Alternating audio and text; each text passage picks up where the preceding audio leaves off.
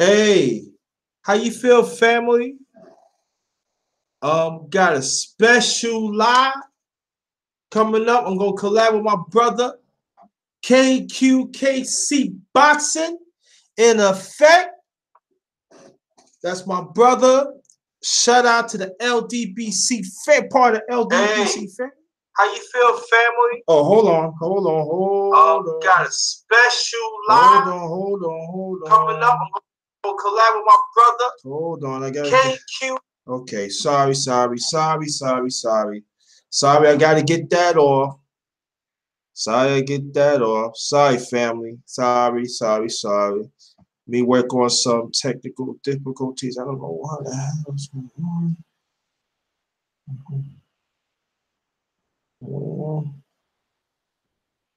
Let's see.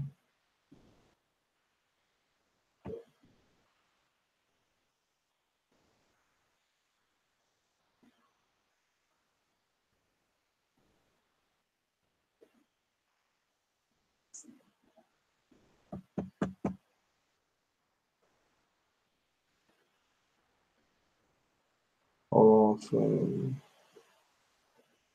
welcome, Jack Quell. Welcome.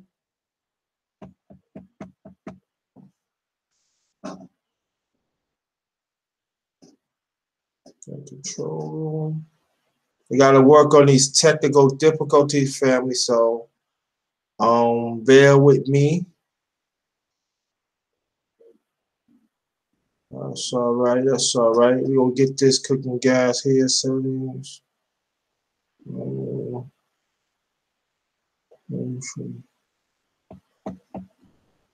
All right. Okay.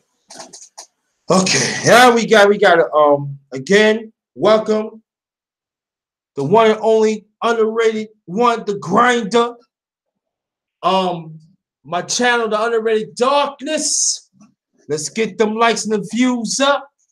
Share this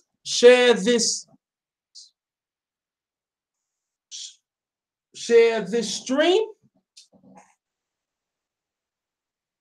through our social media and the ones that I did in the past. Powerful live stream, powerful video.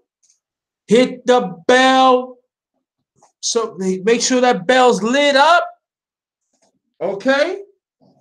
We're going to get these announcements away, and then we're going to get to my brother, the one and only KQKC Boxing. All right, so but we're going to get announcements. Sorry for the inconvenience, family. I just got to fix some things up. Now, again, thanks for your constant support. The Underrated Darkness, the one and only, the underrated one, the grinder. Right? If y'all want to know more about me, yours truly, Jerry Thomas. That's my Facebook page. My Facebook group, JT MVP Think for Ourselves. JT MVP Think for Ourselves. That's capital. That's all capital. Also in caps. My Twitter account at JT Blackman44. That also in caps. Lower caps, same name as this YouTube channel, The Underrated Darkness. That is my Instagram account. Hit me up on that. I got some goodies on that, but it was low count. The Underrated Darkness. All right. I have a sports show. My brother co-host. She Stay Sleep TV. That be later on. That be tonight, 7:00 p.m. Eastern Time. The Underrated Sports Show. We usually have it on Monday, but we gotta postpone it and everything. So we gonna chime that up tonight, 7:00. Got a goodie for you. So I want y'all to check that out tonight. Come back. I do my fellowship dinner at I do my fellowship dinner every Sunday, right? That's all about cooking. I show my cooking and I show my dessert. Sometimes I do it, and that's all about. It's all about we eat and drink and talk. It's all about fellowship. It's all about congregating each other, talk about serious issues. Sometimes we do have fun. and then sometimes it gets tense, but at the same time, at the end, we still family. All right, so I want you to join that too, and we encourage the young ones to let them know the importance to eat at the food and talk, to conversate and converse. So that's every Sunday. I try to have between 6 or 7. Sometimes be a little later, depends. Okay. I do music. I talk about music. Also, I talk about boxing. I'm gonna do, like I said, I'm gonna talk about boxing more. So watch out for that. Now that all the way, my brother in unmute your mic. Welcome, my brother. What's going on? KQKC Boxing. Introduce yourself, please, brother. Hey. I'm KQKC Boxing, and you can reach me on YouTube. I'm a new channel, 6.5 months in, and I'm a boxing channel, but I will talk about other issues like life-threatening issues. And my man Jay was kind enough to let me join in on this stream, and he's a good brother, and you're always blessed to have someone in your corner. And he has been in my corner from day one, and I appreciate it. You know, it's hard when you first starting out. It's hard to get your subs. It's hard to get your views. But sometimes what I hear is easier as you go along. Or sometimes it's harder as you go along. But you got to give them that content. So if you're still in the game doing it, that content, that understanding, that knowledge, that growth, that maturity is right there. And he gives it to you. I have been on a lot of his streams, and he talked from life terms to boxing terms. So it is what it is, and I'm glad to be here with my brother. So, And finally, I just want to say one thing, brother. I always want to collab. You're one of the few brothers that always want to collab with you, because I'm telling you why. Because I always want to talk about boxing. okay. I never get the chance to really talk about boxing to anybody. I mean, I did 3 collabs with Kurt Sugar, and salute to the brother. He's one of the few ones that reach out, and we talk about other things too. Oh yeah, I forgot. Before we continue, I do have a man's talk every Friday. That's so far every Friday, 9 o'clock Eastern time. And brother, I want you to join that too. All Okay. right. No I want problem. you to join that too. If you know any man want to come, it's all about this here. This channel is all about solutions. All Right. right, but they always want to I'm gonna tell people a little story. When I first seen him, when he was talking about cancer, it hits home with me. We gonna talk about that first. Matter of fact, within a few minutes, it hits home, and then we talk about boxing. It's like we connected the first time, and sometimes that when I go when we go through things and stuff, like sometimes you gotta have that person have that connect. So I connect with the brother, and he's grinded. So the ones that we got 8 people. Let come on now. Let's come in the chat and support my brother. I vouch for him. He gonna give you the best analyst. Support my brother. All right. And the channel is KQC. KQKC. Right, exactly. I'm excited and stuff like that. Mm. Now, brother, Mhm. I want to ask you a question. We're gonna get to boxing. Okay. No problem.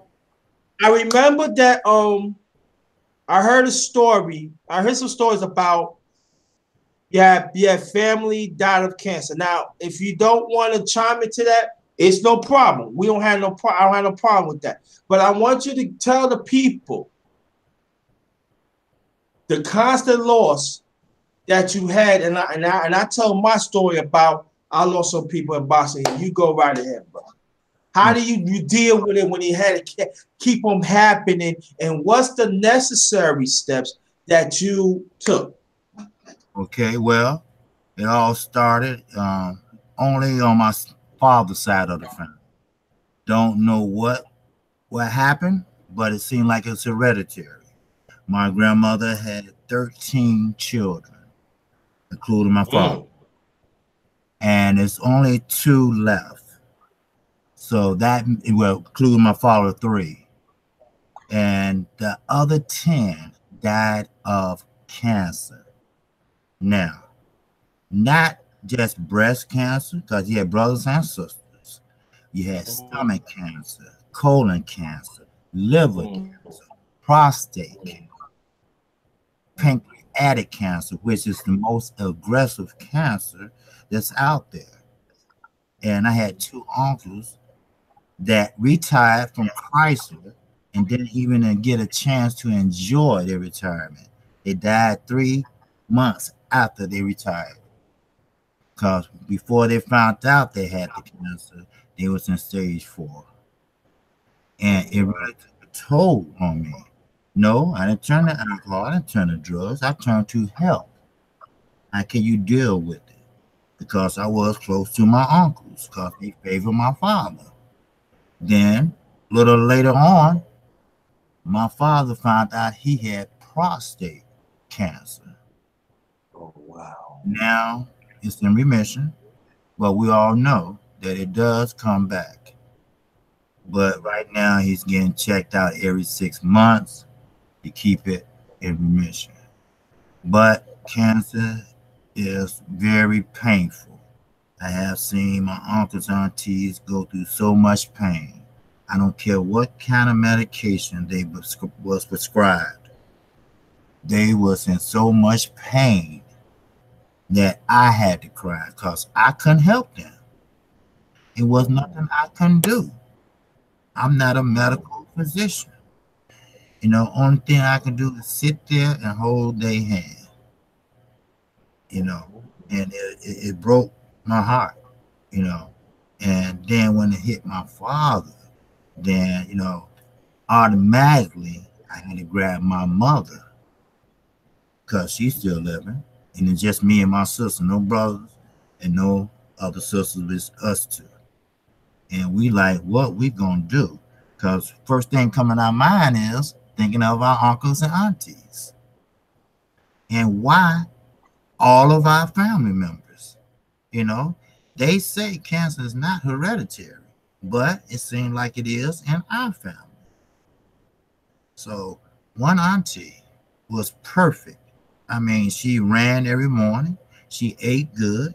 She was a vegetarian, and she still ended up with breast cancer. Removed one breast. Then they had to move another one. In the process of moving that one, it spread it. It spread it rapidly. And next thing you know, she was gone within 8 months. Wow.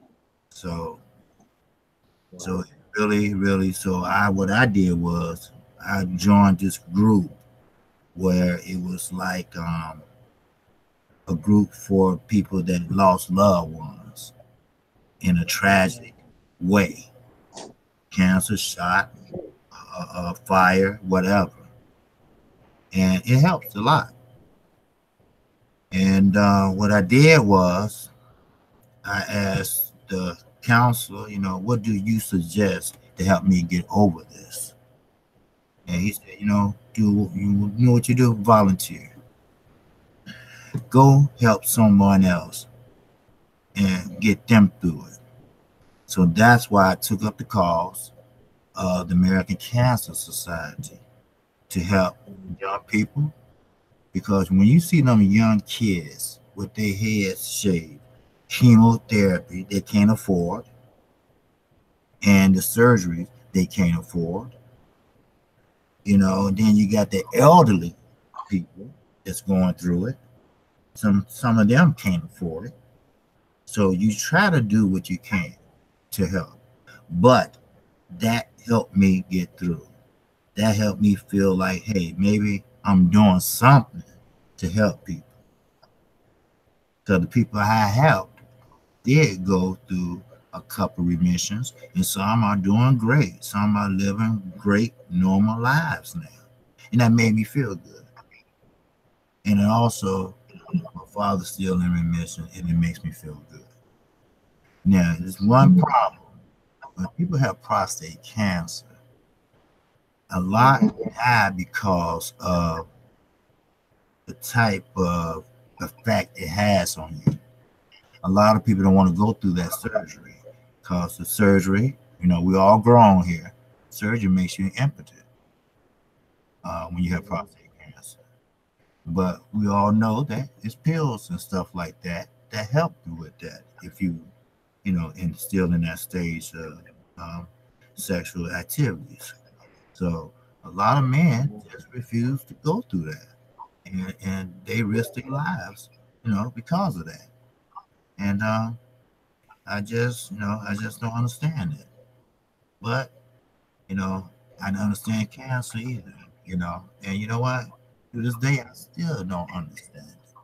But now, most men don't like to go to the doctor. But me, now I've been going to the doctor regularly because it doesn't have an age limit on it. You know, youngest um, cousin I had on my father's side, he had cancer at the age of 35, and he died. He was a cousin of one of my uncles that died of cancer. So I'm trying to keep myself checked out, and I advise all men if they're listening, you know, get yourself checked out, get your prostate checked out, you know, keep yourself healthy because you don't want to wait too late. The earlier, Right. the better. So basically, that's what I've been going through, you know. Yeah. Okay. But you know, brother, I got two questions and I'm definitely going to continue this. All Mm, right. The number on the first question is when you was dealing with my prayers go out to, you know, on the people on the chat and I'm right here, you know. Our prayers go out to you and your family because that is a tragic, you mm, know, what you have to go through. It's a lot, you know. But the question is, we understand humanity that it's important to be part of the cancer American cancer community. Okay, I get that. mm, Now, us as melanin people, now we see the tragic, we see the rate of you know is really going up for the last 20 years. yes. And I want you, please, of your own weight, to plead with us as melanin people. Why it's so important to have constant checkups and also encourage to join the cancer, because you got to be honest here. You know, the Cancer Society has not really reached out to melanin people. I know that because I had that in the family of cancer too. Mm, My great grandmother in '84, she passed away of cancer. mm, Um, my father's mother, my grandmother on my father's side, me and my father's mother, she passed away of cancer at 85. My father, he didn't pass away of cancer, but you know, but he passed at 85.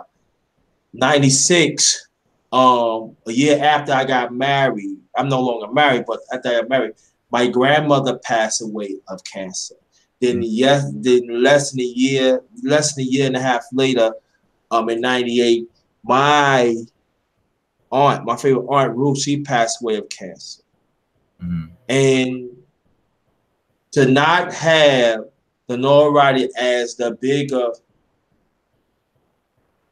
cancer society is supposed to be, because it's supposed to be supposed to be global wide, supposed to be humanity, but I found out it's not like that. Now, ask you the question: how do we as a people mm. to how I put this? Because cancer lingers too, family. Because you know you never forget. People say, "Oh, they died like years ago." No, it stays with you. Of course. And it stays with you and the family. I don't care what it is, it stays with you. So I'm trying to really, because I don't want, I'm getting a little emotional because I had losses too. But how do we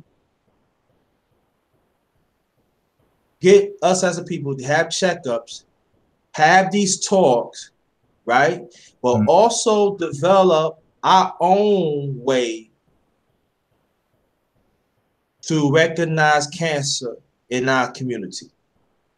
Well, well, like what I'm trying to do, like the American Society do, they they turn around and have pretty much their preference. Okay, it's just like waiting on a heart or a liver. They would take care of the more well off insurance companies, people that have great insurance. They would get them the better treatments. Now, an average person, let's say with Medicaid or Obamacare or whatever you want to call it, they don't get a treatment first. They last on the totem pole. Why is that?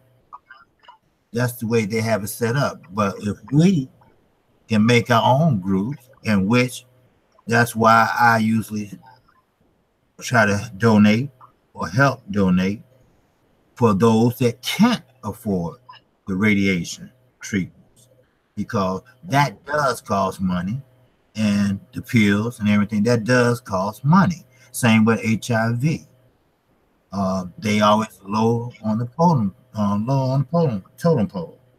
Like Magic Johnson, he been living a long time with HIV, but I have known guys that died of HIV in no time because they didn't have the money or the medication to take care of it. So, but we have to do regular checkups. We have to take care of ourselves.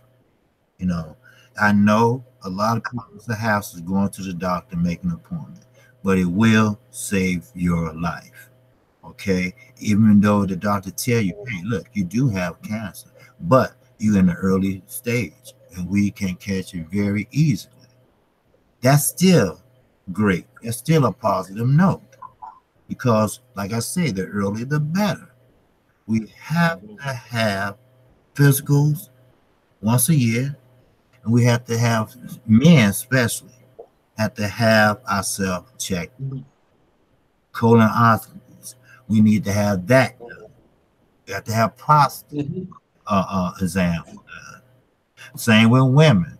Women know they have to stay on their mammograms. Yes. You know, so, you know, we have to take care of our bodies. Just like we take care of our cars, we got to take care of our bodies. You know, and the more your body is fine tuned, then the better it will. So I'm totally blessed so far, you know, but they have great doctors out there. But you need donations because, like you say, the American Cancer Society, they broke down into entities. Right. And so they're gonna help the better off insurance. They're gonna help that Blue Cross Blue Shield before they help that Medicaid patient. So the same way with heart transplants, whatever, you know, they have a program. I just talked to a nurse when I was out there not too long ago. I'm from Chicago, and it's a hospital called Northwestern, and they have what you call a swap. Your son get a heart if he needs one, but you got to give a heart, or you got to give a kidney if he needs a kidney.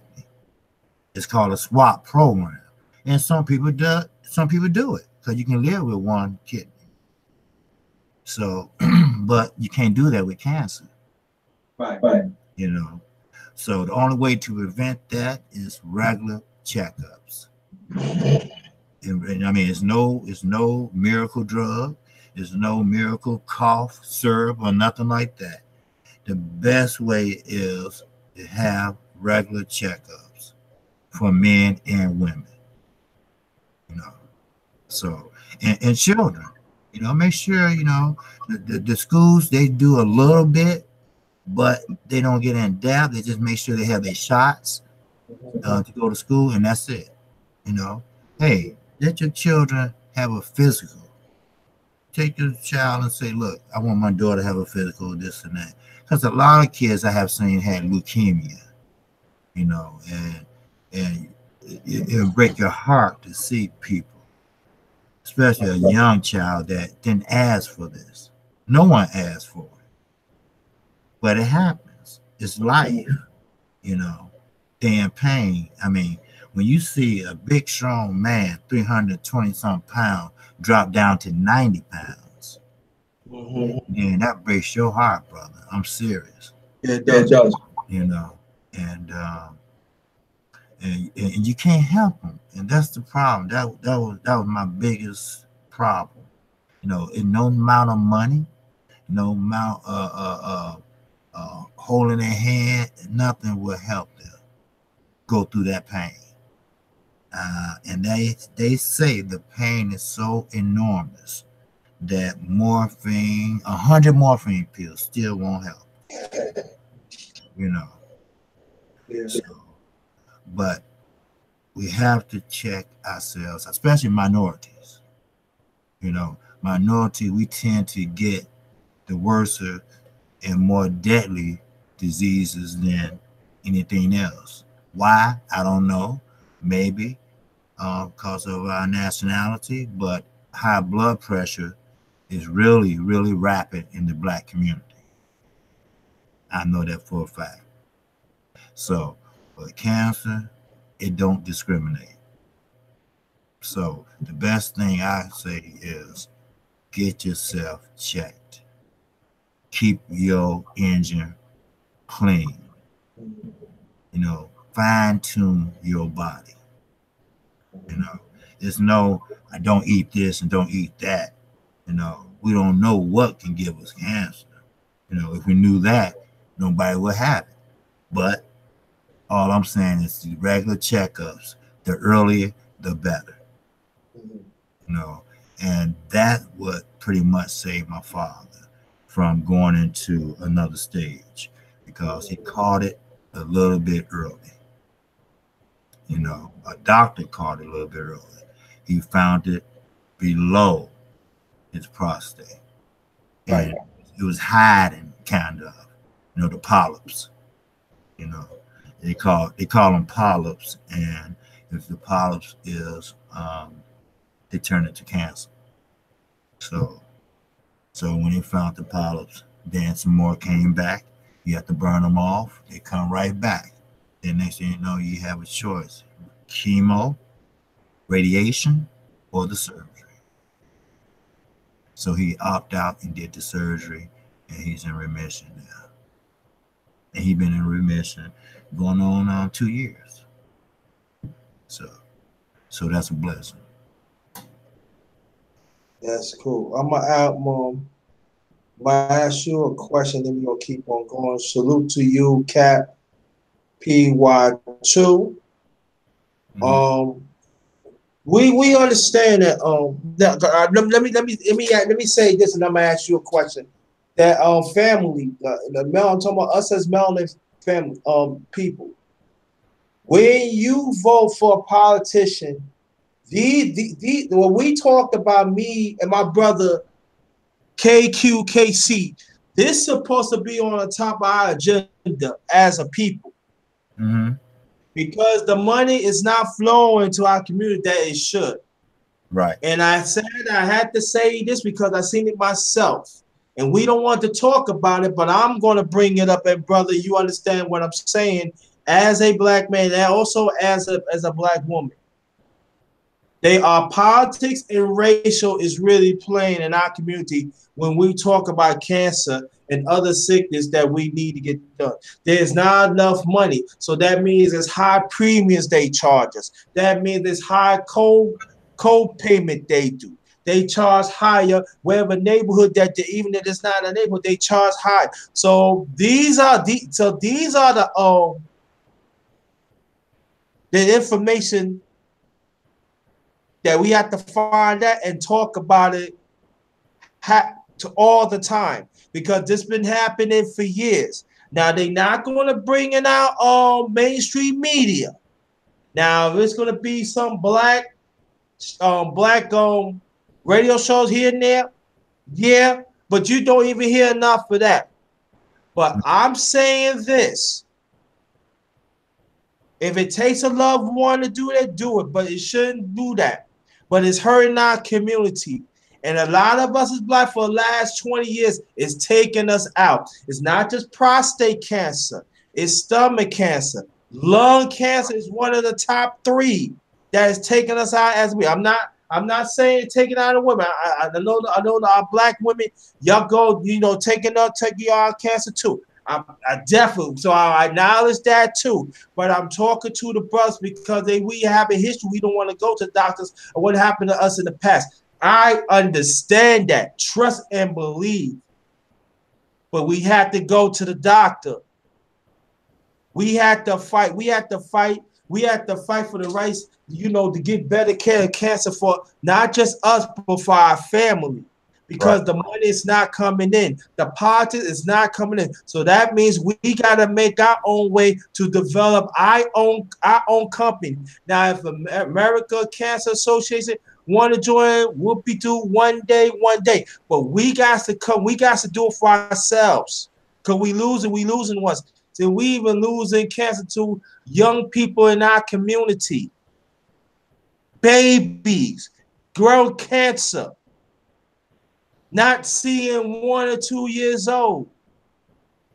Exactly. And the one thing that people don't want to talk about, I'm going to bring up, that we got even handicapped children and grown-ups is dying of a higher rate of cancer for the last almost 30 years. And that is another conversation that we don't really want to talk about. Mm-hmm.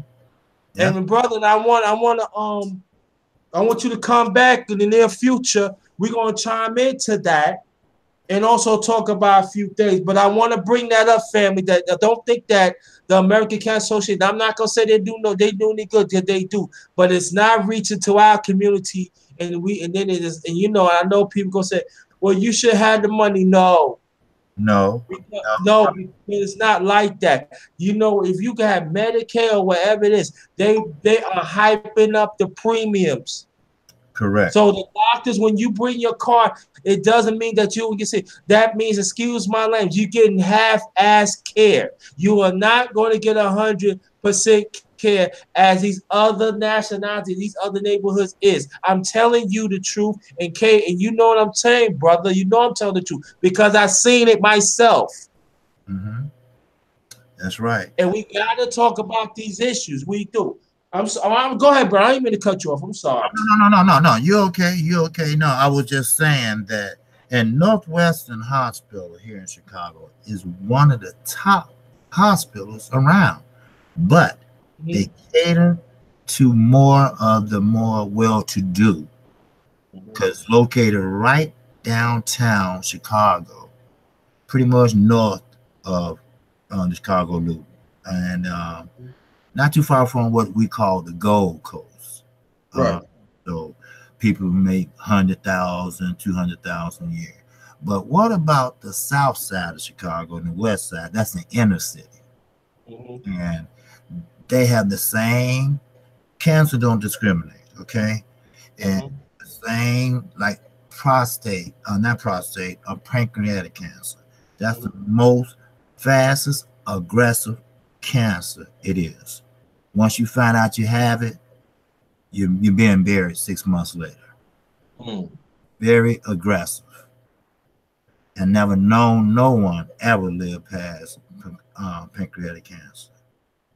And we should have the same rights or the same treatments they have now, like Medicare. Now, my father's a retired school principal from the Chicago Public Schools. He has good insurance, so he had good treatments. But what about the next man that doesn't have treatment like that? Medicare, you still have to come up with that other 20%. Because Medicare only covers 80%. And our politicians, they trying to cut that. Right. What politician is going to take up the platform and say, look, cancer, HIV, hardcore diseases that's killing the Black community, the Hispanic community. You know, who's going to take up the health care? It's good that we do have a health care bill, and I thank President Barack Obama for that. But what does it cover? And how much does it cover?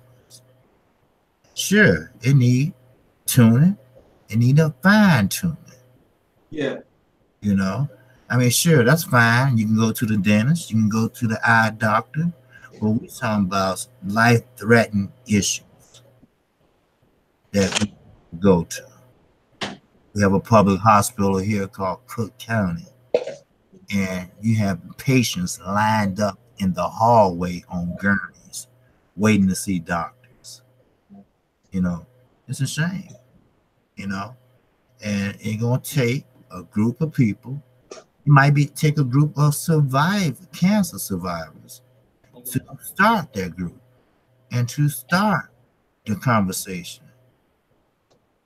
So we need it bad, you know. I mean, we need a lot of things bad, but first we got to live. Right. In order to initiate the other issues that we face. So it's always we get the short end of the stick, no matter what it might be. Health care, child care. We always get the short end of the stick, the minorities. And I'm not just saying blacks, Hispanics too. You know, it's just how the system is setting up. You know, sure, we came a long ways, but we still ain't there yet. Nah, yeah, and go more Cap say we gotta cut out eating meat, eating more vegetables, eating Bob. Yeah, you right. But see, this you right, Cap, and you know, but this is the thing about too. We even got to examine the food that we think that is healthy. Cause see, my late father's a cook, so he said, look out for the dots, look out for the cutlery, look out for something. This is like develop cancer and stuff like that. Because now the agriculture is being brought to.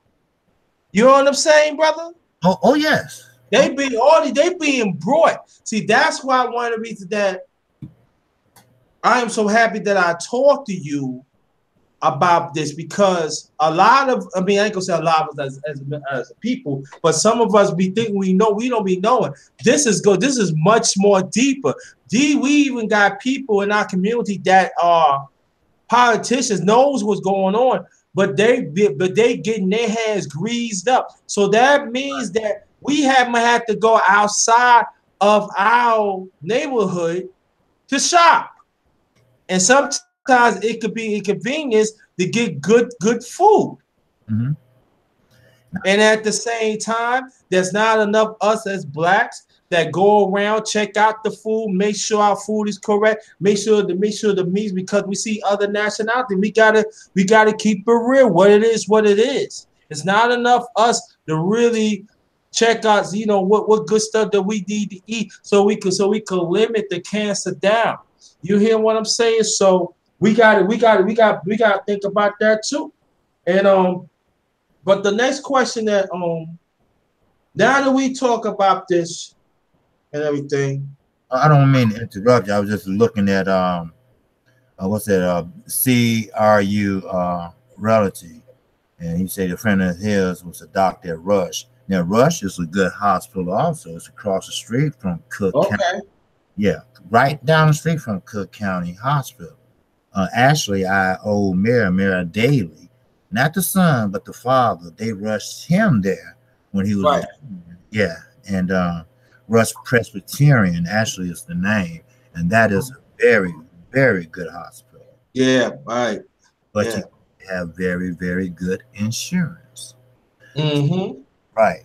So that's the point. You know, we got great hospitals. You know, it's just that the insurance is the problem.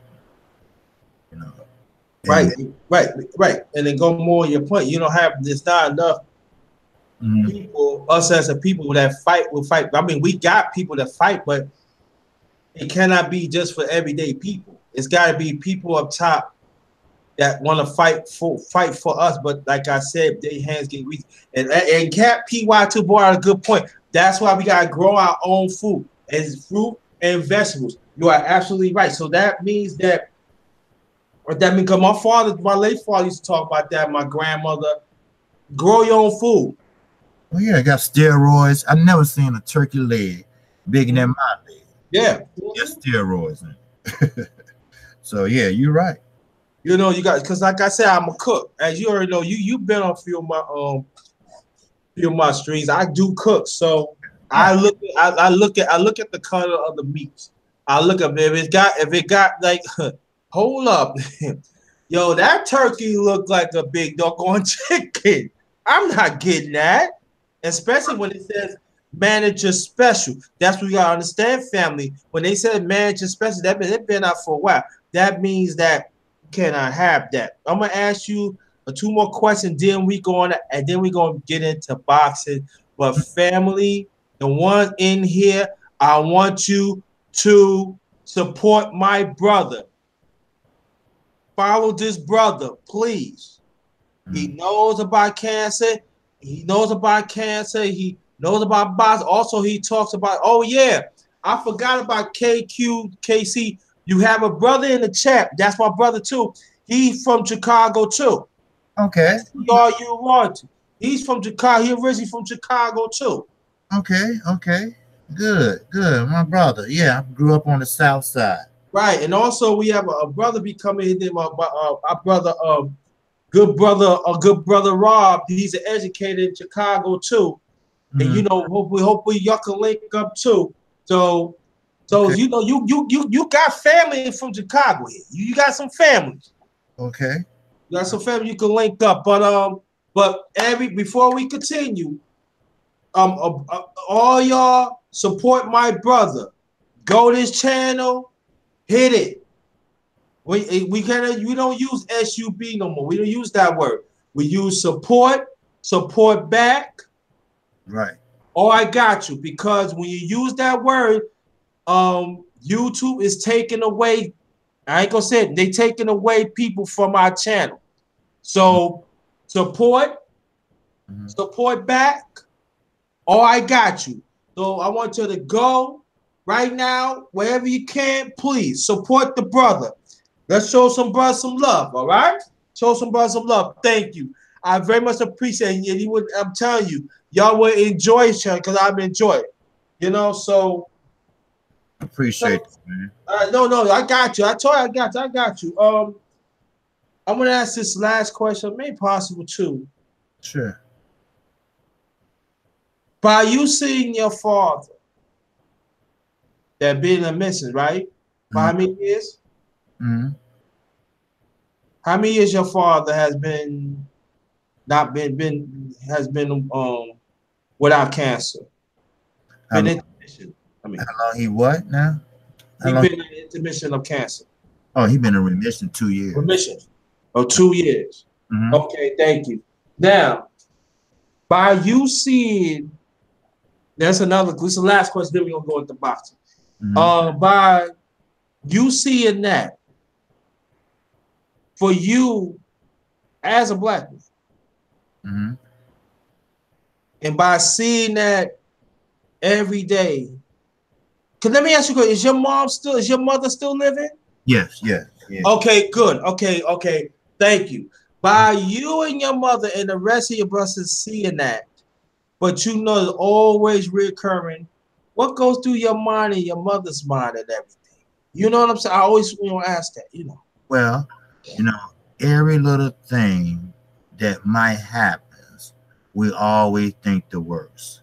Okay, he might have a problem with his ulcers, and we think, hey, okay, please don't open him up, because for some reason, every time you have a surgery, when you have cancer, it starts to spread every time you have a surgery. Doesn't matter. Then now he had problems with his hands. His hands, he had carpal tunnel. He have surgery on the carpal tunnel, and it was so bad that it had arthritis mixed in with it. and he had to wear these special gloves on his hands. Some, you know, what Brett Favre advertised, and we start worrying about that. You know, cause anything can flare it up. Any illness, if it's rough or hard enough, can flare up cancer. What the part I read, you know, I read this book about it, and we worries about that. We worries about him doing things around the house, and he don't want to sit down because he feel that if he sits down and don't do anything, then he probably just die off. That's his words, not mine. So I said, no, Dad, I do that for you. Or I let him do certain things and just be there with him. You know, that's all. But we worry about him every day, man, because we seen what the brothers and sisters went through. And I just had my Uncle Don and my Uncle Bill left, and my father. That's it. Right. 13. That's it. You know. And okay. We worry about all of them. You know? Yeah. Yeah, we worry about all three of them, man. Wow. But that's the only family I have. My grandparents, they gone, and we have property down in Arkansas and everything, but there's nobody down there want to go there. You know. So we worry about them constantly. You know, I don't worry about myself anymore. Right. And I just make sure I get my checkups. But anything go wrong, if he get choked, I mean, we looking. I mean, I don't know, just like on pins and needles, and it's not a thing, you know. Sure, it's a happy thing in a way. It's in remission, but you know, 5 out of 10, it comes back. Right. And them some 50-50 chance it gonna come back. You know, and there's some hell of a odds, you know. So we worried about that, man. You know, he's 70, he's 74 now. Oh wow. He's 74. He's doing, you know, he's still doing pretty good. He drives, he does everything, and you know, we just got to keep an eye on him. You know? Right. Yeah. So has a bad heart, we got to keep an eye on her. Alzheimer's a little bit too, so I have to keep an eye on her. So, and it's just me and my sister, and she lives out of town. She lives downstate Illinois, which is called Bloomington, Illinois, where the University of Illinois State is at. So basically, yeah, we worry a lot, especially me, because I'm here in Chicago with them. Well, they in Riverdale, South Suburbs. So I want to mention Olympian Fields, and my ex-wife and kids live in Matson, right next door to Olympic Fields. So, but yeah, it takes a toll on you, man. Especially when you actually it's up close.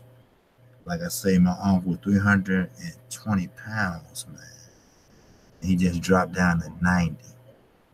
And you know, and you can tell it's coming when you see the neck and the head shrinking. You know, he was so weak that he fell and busted his head on the curve. And they had to put pins in the back of his head. That's how weak he was. But, you know, we're a strong family, and he was trying to walk and trying to do it, but he couldn't. So, yeah. But we got to keep ourselves checked out, man, and do what we can, you know. So, but, I mean, talking about it helps a lot, you know, believe it or not.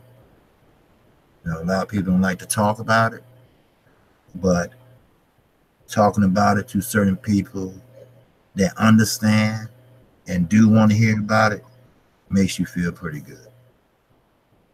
And I appreciate you asking me questions about it, and you know, I'm okay with that, you know, because the more information I can give out, the better I feel. Okay. Oh, Hold on. Oh, Cat. I'm gonna go get you the link the next time because I'm gonna bring him back and then we going I think about doing a special men's talk to talk to cancer and other illness and stuff. And I want to bring you back. So Cap, I'm gonna bring you back. I'm gonna bring you back on that one. But today I'm not because we're gonna get into now. We gonna thanks a lot. Appreciate that. Now, this is the question. We could go off cancer, and we're gonna get more cancer in the near future. We're gonna talk about more because a lot more go to that. How do you get into boxing? How did I get into boxing? Yes. How do you create? How do you start loving boxing? What Oh, my father got me into it, man. Because at that time, here in Chicago, we had what you call the amphitheater. It's closed now, but that's what they have, like what they have in Vegas, closed circuit, where you can go and watch the fights, closed circuit, pay a few dollars and see. We didn't have cable in Chicago at that time. So we had like on TV and Spectrum. It was something like cable, but we didn't have it. So we had to go there to watch the fights. And I grew up just watching Muhammad Ali, Joe Frazier, and I kind of liked it. I wasn't good at it. I even tried it out at our local YMCA. I wasn't good at it, but I knew about boxing. I even put in an application to be a referee. But at that time, they wanted you to start doing refereeing like little kids, juniors, amateurs, Golden Gloves, things like that. But I'm real passionate about the sport because I love the sport. I love the strategy. A lot of people think boxing is a bloody combat sport, but it's nothing but strategy, defense. How you throw a body, how you throw a punch, and how you throw a punch hard by using your legs and torque. I call it torque your waist and hit hard. And I've been following boxing ever since. I grew up on Floyd Mayweather. Okay. That's when I was old enough really to know the ins and outs of boxing. Hit behind the head, that's a foul. What points scored. Just like the Olympics. See, the Olympics, you can't hit in the body. Amateur boxing, you don't hit in the body. No, you can't. No. Mm-hmm. So once you turn pro, all the headgear, all that's gone. Now you start off, bantamweight all the way to heavyweight, and I enjoyed it, But at that time, people was focusing on heavyweights, the Mike Tysons, the Riddick Bowe, the Lennox Lewis's, Then I hate to say it, but Floyd Mayweather had everybody to focus on the smaller weights, right? And with his flashy boxing, he didn't create the shoulder roll. He perfected it, but he didn't create it. Right. Create the check hook. He perfected it.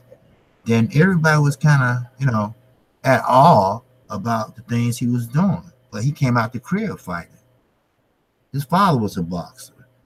His uncle Roger was a boxer. And his uncle was his coach for many years. And actually, his uncle had Alzheimer's now. His uncle just got lost. They just found him. He was lost for 2 days. So that comes from getting hit behind the head and getting hit aside the head. Come back at that time, they was going 15 rounds. Roger Mayweather was known as the Black Mamba. That was his nickname because he was knocking out Mexican fighters left and right. So Muhammad Ali, he had Parkinson's disease, but that came from too many blows to the head. See, the cranium is not meant to be hit like that. That's why Deontay Wilder said we risk our lives in here. It might not affect you now. As you age, your speech get to slurring, and things start going wrong. And we all know your brains control your motor skill. But it's nothing like boxing and safe boxing, you know. Before Mayweather, he was a defensive fighter. Mm-hmm. A Leo Santa Cruz. He wasn't a Mexican style fighter where you stand in the ring and just, you know. So you have some finesse fighters. You have some fighters that the less you get hit, the longer you stay in the game. Mm-hmm. You know, so that what made me get into boxing, man, because I love it. I love the sport, and I love how you right in front of the guy that's about trying to tear your head off, but you have to be so much aware of your defensive skills and have confidence in your defensive skills that you're not worried about that guy landing that big bomb on you unless you fighting Deontay Wilder. And we all know that Deontay Wilder is not a boxer. Right. And we're going to talk about that too in a few minutes. We will. You know, so that's how I basically got into boxing. Okay, so so do you ever box? No, I tried at the local YMCA. Right. I played basketball. I was better at basketball. That's my favorite. That's my favorite sport. Right. Yeah, I went to Julian High School. If people know in Chicago, I went to Julian High School and played basketball there. Was you good?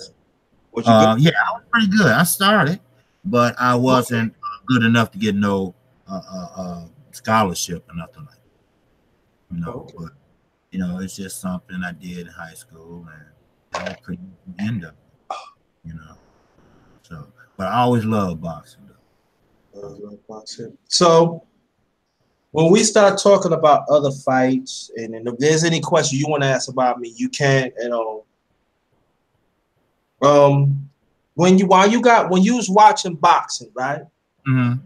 And then you watch it. When do you remember the very first time? I mean, this is while you growing up that you really understand, break it down, the scientifics of boxing, the fundamentals of boxing. When I'm talking about as you know, the fundamentals of boxing. I'm talking about the footwork, the speed, the punches, how to roll off with the punches and stuff. Well, do you remember when you start analyzing and start breaking down boxing? Do you remember? Oh yeah, I did. And like I said, I was doing the Floyd Mayweather year by me listening to the commentators that was doing it at that time. He was fighting for HBO. Right. He had a contract with HBO, and they loved Floyd at that time, and I kind of took a little bit from what they was saying, and I applied it to what he was doing, and like I forgot who he was fighting, but they were saying, well, Floyd Mayweather's rolling them punches and they're not hitting them. I'm like, well, they're not hitting them, man. But when they played the replay, they was right. He was rolling with the punches. Somebody throwing a punch at you, you roll with them, and you barely getting touched. But during the fight, in real time, it looked like he annihilating you. And especially when you're watching it at home in front of your TV. Right.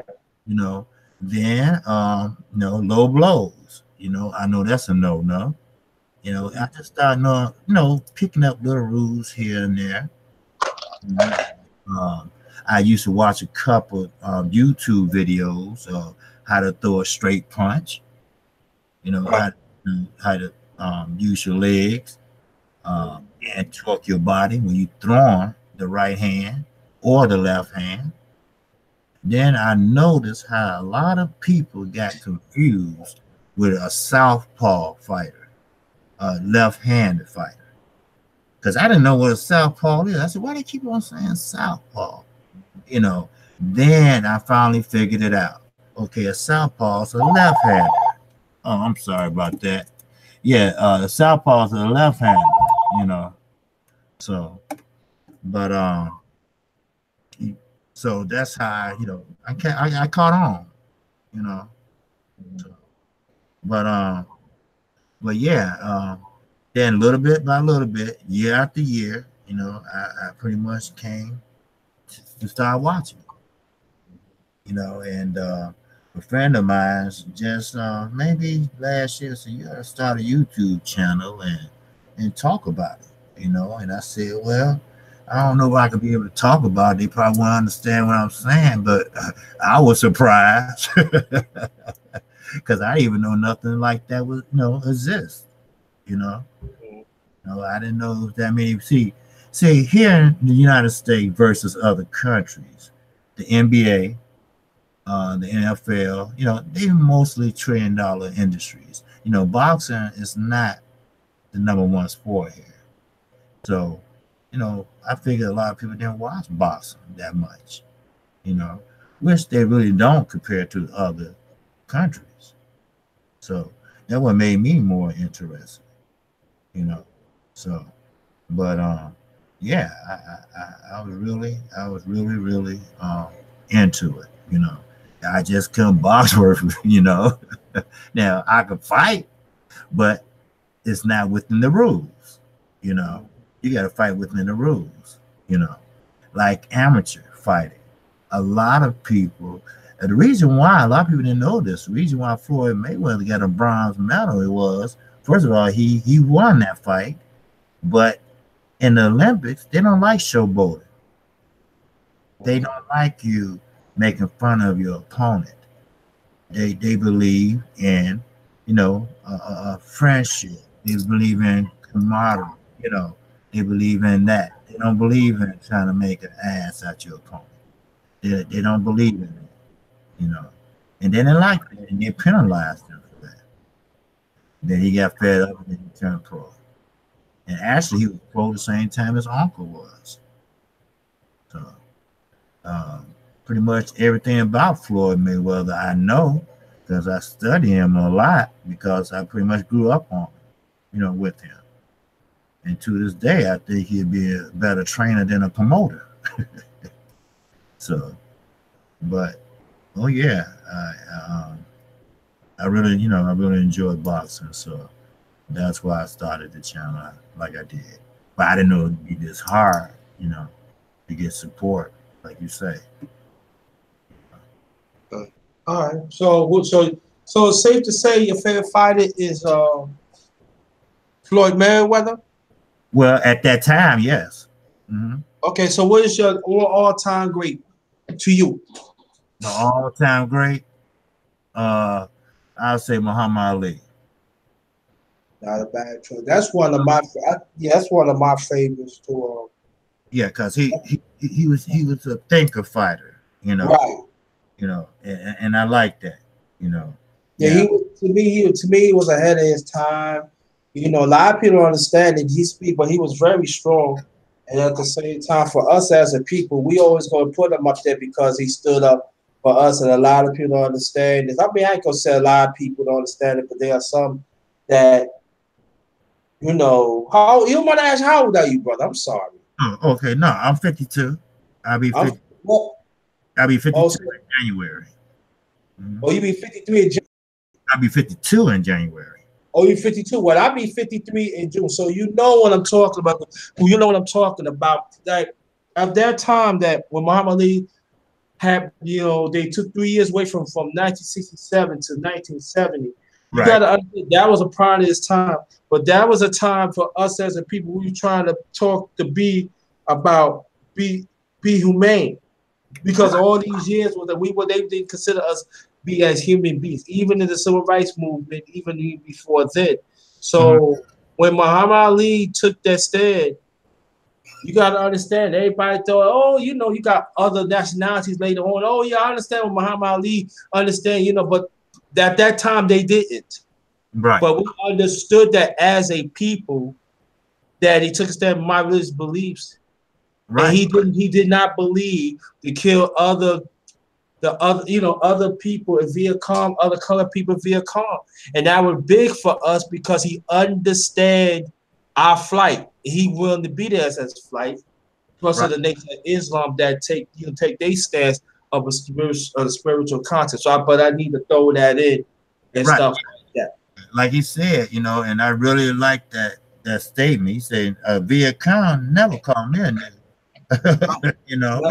Right, exactly. And so understand that he have to take that stand. Right. He want to take that stand. Right. So we can see that look. The Vietcong they don't have no enemy on us. Right. And this is the thing that how sports and politics, because I'm going to develop that too very soon. And I want you to be part of that too. Okay. How sports, how boxing and politics plays a bigger role to help shape us our thinking too. But we're going to talk more about that in the near future. Oh, yeah. I just seen, I'm not trying to get off the subject, but I seen all the sports figures. I'm talking about Kareem Abdul-Jabbar, Muhammad Ali, Malcolm X. I mean, all the black athletes that was back in the 60s and 70s come together to form a black unity against the United States. This was a while back. It was something to see. I caught it in the corner of my eye, and I didn't get a chance to watch it, but I did get a chance to DVR it, and I'm gonna watch it and see what it's about. But I know this was Jabbar was Lou Ascender before he changed his name. Right. And see, and this is the thing that I think I want you to come before we continue. I want you to come to the man's talk that I have. And it's gonna be about man. Trust me, it's man's talk, and we're gonna talk about some issues like that Friday. But okay, good. Now we're gonna really talk about. I'm gonna ask you a question, and then we're gonna talk about the fighters that we seen that me and you talked on your channel and stuff like that. You could fill the family in the chat if you want to. And in a few minutes, family, if you want me to ask questions of this brother KQKC, also I want you to support his channel. Feel free, but I'll let you know when it's okay to drop your questions on it. Now, what's the best fight? Give me the 5 best fights that you see. Okay. It could be in the past or current. Past to current. Okay. Well, first, we know the Thriller in Manila was the best fight I seen. Oh, 75. That's right. Philippines. Yes, sir. I mean, George Foreman and Muhammad Ali. I'm talking about that fight. That was over in Africa? It was Africa. Right. What was Africa? I forgot the name of the part. Oh, you talking about Joe Frazier, 75. Thriller Vanilla. Joe Frazier. Joe Frazier. It wasn't George Foreman? No, George Foreman was in Africa 74. 75 was Thriller Vanilla. That was Joe Frazier. That was the third fight, Thriller Vanilla. Okay. Now I'm talking about the one with Muhammad Ali and George Foreman. Oh, that's Africa. Okay, right. Now that's what I'm talking about. Now, I of course I was younger, but I've seen that fight over and over again. It was just a genius how Muhammad Ali let that man pound on him. But he knew what he was doing. I don't know, was he in shape or was he really getting hurt or not or what? But he was pissing him off, and George Foreman just got tired out. He took him and drowned him. The next thing you know, then he went to work and he knocked him out. That was a great fight. Then my other fight I liked was Castillo and Diego Corrales. Oh, 97. Yes, sir. Remember I that? watched that fight. Yeah. Corrales, we thought he was out. I thought Mhm. he was done. I thought he lost the fight. But did you know he mustered up all he could and went in there and he hit him with a right, and Castillo's head was looking like a rag doll on the ropes. And he Mhm. stopped the fight and he won. Both men was bloody. Both men was bruised. Both men, their eyes were shut. But Diego Corrales pulled it out. Yes, sir. Then the next fight, it was Diego Corrales again. It's another fight I like. This was, I call, the breakout fight for Floyd. That's when Floyd Mayweather took Diego Corrales to school. Yeah. You know, he was taller than Floyd. He was an inside fighter, better than Floyd. But Floyd was faster. He was shorter.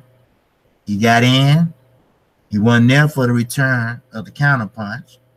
And he just worked him all through the fight. He knocked him down, I think, a total of 3 times. Mhm.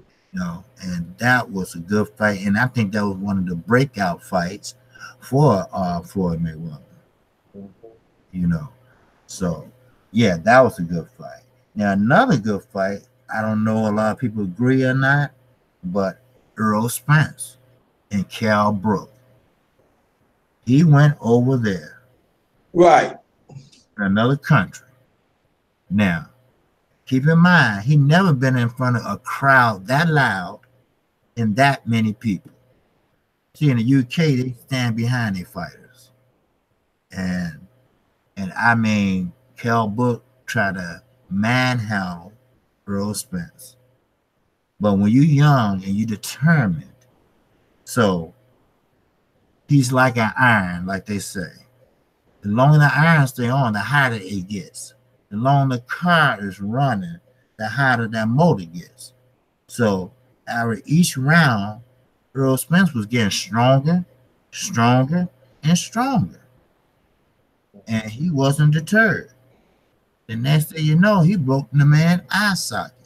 Mhm. You, Now, you know, and that's that strength. That's that determination. He wanted something, and he wasn't gonna stop till he got it. And he got it, and man, I loved that fight, man. I stood up and clapped for that fight. you know what? Let me ask you a question, bro.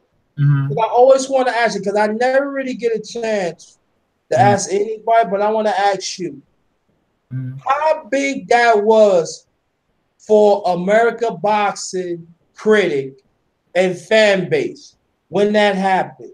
I want you to explain to people because I'm polite to before you answer. For me, that was important because as the same time as a black fighter, we was not mentioned, especially as black fans. They counted us out. Oh yeah. It was going on for years. The stardom for us as a people. I'm talking about as a boxing fan. We was not mentioned for the last 20 years as it was like prior to that. But but for me, it was big for me because he went to another country and they didn't give him no shot. Mm-hmm. I want y'all to understand that, family. There's going to be some fake ones on YouTube. Or we can no, they don't, no, none of them. They didn't get him a shot. Right. Now I know LDBC did, but I'm talking about the other ones. They did not give him a shot. Mm-hmm. We gave him a shot and he pulled through. I want you to explain how that important was to bring the black fighter in our country the prominence back. I want you to explain that, please. Okay. Well, belt, first of all, that he won was taken by Cal Brook from Sean Porter. Mm-hmm. Because Cal Brook came over here and took the title from Sean Porter at the Stud in California. So that was the same belt. So Kell Brook, which is bigger and stronger, and the UK feels that United States was the the, the mecca of boxing, but now we are. Mm-hmm. Black or white. They don't look at black and white like we do over here. So they figured that they have the best trainers, the best fighters, but they're not big as the size of Texas. Mm-hmm. So Earl, when he went over there, a lot of people counted him out. Why? Because Kell Brook did give Triple G a couple good rounds. He lost, and he broke his other eye socket. Mm-hmm. And a surgeon said once you had your eye socket broken and repaired, you can't even tell the difference. You can get hit there 20 times, you won't feel nothing. So they kept bragging about how good he did with Triple G. Mm-hmm. And Earl Spence, he's not that type of fighter. He's no Adrian Broner. He's not going to talk smack. He's not going to curse. He's a laid back, chilled out dude. But he let his fighting do the talking. So he was pretty confident that he can beat this guy. Right. And he did, because he's more technical, composed than he was. And that was a big win for the United States, because that showed them that not only the United States is good in boxing when it comes to heavyweights and Floyd Mayweather, but we got other stars. We got Pernell Whitaker. Right. He's a great star, man. He'll get down low without even touching the ground and let you miss all day long. We have different fighters that have different styles. Like they say, styles make fights. So Earl is a pressure fighter. But Kell Brook didn't know he was going to pressure him like that. He thought all the muscles he had was good enough to scare Earl. But Earl didn't get scared. They said Earl hits. He's a welterweight. But he hits like a middleweight. Mm-hmm. And I can see that. And he came in and executed his game plan exactly like they wanted to. And when he came back to the United States, he was almost put on the pedestal as a hero, because he went over there to another country and came back with that belt. Against all odds. Even in Vegas, they was betting against him. His own country now. And we're not going to talk about the UK, Ireland, London. They all had him losing. Why? Because he's inexperienced. He only fought 20 fights at that time. Right. I don't even think that. But Kell Brook was the more veteran, more seasoned fighter. So they counted him out right away. It's too early. It's not his time. Keith Thurman, get a belt first, son. Things like that. So sometimes you get tired of getting treated like a kid or a baby or someone that don't have shit. So now he got a belt. But do Keith Thurman want to fight him now? No. No way. He's seeing what this young gun can do. So that's why everybody is so high on Earl Spence now. He can be at other fights, and they show a camera on him, and the crowd just go wild. Mm-hmm. He ain't gonna smile or nothing. He just gonna sit back and chill. Now, just that one night, he told it like it was on that podium. And I think he maybe had a drink or two, which is fine. He earned it, if he's, in his eyes. But like he said, he's one of the best fighters at welterweight. And he believes no one can beat him. And That's why everybody's so high on earth, you know. Yeah, and he's very technical. Can't nobody cut off the ring better than him. He's a southpaw. And he got more.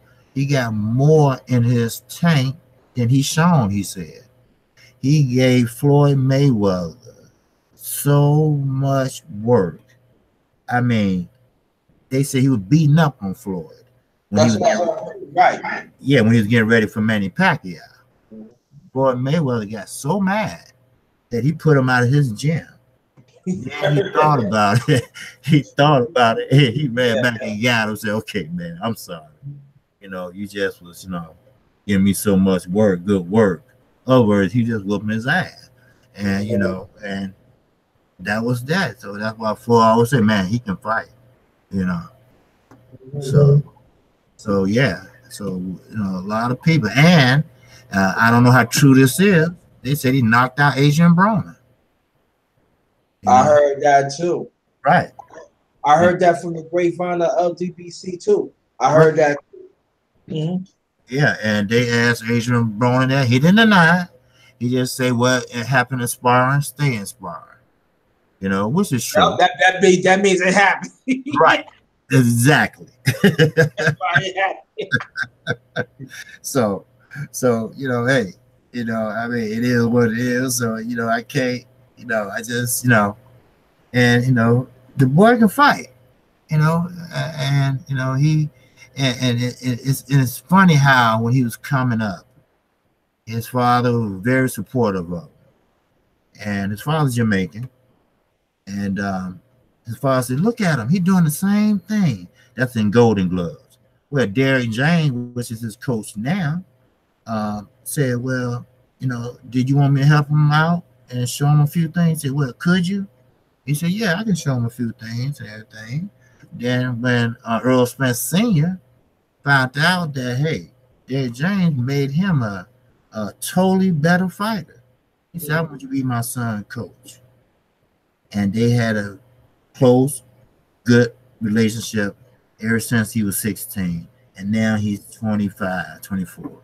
Yeah, I said for me that I like Earl Spence. I mean, I think that he got some hidden stuff that he's not gonna show. Because I know that there are some people, even the LBC, maybe say, "Well, what about Earl Spence?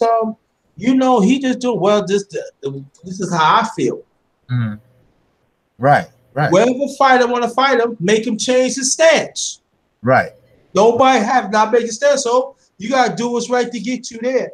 And even like I'm gonna go to this other fight with you in a few seconds, but I do want to get this out because I don't get a chance to really talk about boxing like I did before. And on this channel, Kurt Sugar, he collabed with me 3 times. Okay. And so I have a chance to be talking about boxing. Now I ain't talking about the rest of the chat because I do, but I don't really get a chance to talk about boxing that I should. I mean, on Southside had invited me, World Fighter. He invited me, but other than that, I don't have nobody that really like talk. So this is my thing. So when I talk to you, it's like a breath in the fresh air. Besides the people that oh yeah, I forgot Retro too. Retro, he invited me to the chat too. So so there's just a few of those have invited me, but for me, that when I look at boxing, I look at historical content. Okay. And I've been, so I had people have been encouraged me to talk about historical content. I even got the matter of fact, the next time when you have a live, I'm gonna post some stuff that I did. If you don't mind, I'm gonna post some stuff that I did in the past so you can look at it and everything. Okay, no problem. No problem. Yeah, we're gonna post some boxing stuff. So, but by you, as I could say that you a student of boxing. Mm-hmm. The fighters in the past, now I'm talking about 40 years beyond. Mm-hmm. Do you think Do they in these fighters today? Do you think they sell up the fundamentals? And I'm talking about offensive and defensive. Do you think they really work on their fundamentals? I'm talking about the footwork. I'm talking about the like roll off the punches and stuff. How to stuff a person. How to fight inside. How to position your foot when you fight inside. How you create distance with your jab. How do you switch stances? I want to know. Do you see a decline of what I'm talking about prior? No, the fighters today they work on that. Now the fighters back then, it came natural to them. I seen an old film of Willie Pep, and Willie Pep was throwing 5 jabs right after each other. Normally you might throw a double jab and come with a right, a right cross. But Willie jab, Willie Pep was throwing, man, 6, 7 jabs at one time. These guys had talent. They had natural talent. They was doing things in the ring that they didn't have to practice on. And they weren't fighting twice a year. These guys was fighting. I think Willie Pep was 230 something and 40. That was his record. Yeah, he had the best record of boxing ever. Right. And these guys, they was fighting more than 2 or 3 times a year. These guys were fighting 15 rounds, and just like Mexico, they fight a lot of fights. They fight a lot of fights, yeah. Yeah, they fight a lot of fights over there, and they don't get paid a lot, but that's why they come over here. But they have a lot of fights. These fighters today are different than the fighters back then. Money wasn't important 40 years ago. They boxed because they liked the sport. Today, money is more important to them than the sport, in my opinion. All because I call it the Floyd Mayweather rule. Okay, the golden Mayweather rule. Because less risk, high reward. So Floyd didn't take no dangerous fights, and he made an astronomical amount of money fighting. Now every fighter that came behind him wants to do the same thing, but it's not going to happen like that no more. You fool me once, but you ain't gonna fool me twice. So Floyd, he got it. He pulled it off, but no one is near that type of talent and that type of smarts to pull that off. Not again. No, not again. See, Floyd, it was a fluke. Floyd planted butts in the seats. Yes, he did. He came to be the pay-per-view king. But they weren't there to see Floyd win. They was there to see Floyd lose. See, because Floyd got to the point where he had that arrogant nature. He made fun of Hispanic. He come in there with Mexico shorts on when he fought Oscar De La Hoya. He would talk smack. He would try to intimidate you in the weigh-ins. So most of the fighters are defeated before they even step in the ring. And the more you keep winning and not losing, you're going to pack the stadium. People want to see that first loss. And he kept getting a higher payday. Then he got the biggest deal in sports history. And that's from Showtime. All sport. Football, basketball, baseball, boxing, everything. He was getting over $34 million per fight. 36 minutes, $34 million. $100 million after he fought Manny Pacquiao. A check made out to him that he carried around for about 6 months. So, But today, the fighters, no, they want the money, but they're not gonna get paid like that anymore. You know. So if that's the case, when you got a fighter that knocked out 39 men in a row, he shouldn't be able to walk down the street without getting mugged. You know? I mean, but now, I mean, you know, he wasn't promoted right, and you know, he had to take control of his own promotion. Yeah. So let me ask you this question before we going to get into these later fights. In a few minutes, family, I'm gonna ask y'all if there's any question you want to ask my brother KQKC Boxing. Feel free. I'll be looking at the chat often, so feel free. I'll let you know in a few minutes. Okay. Could you say? I'm talking about for me. But Okay. could you say that the fighters today is more athletic than before than the fighters in the past? No.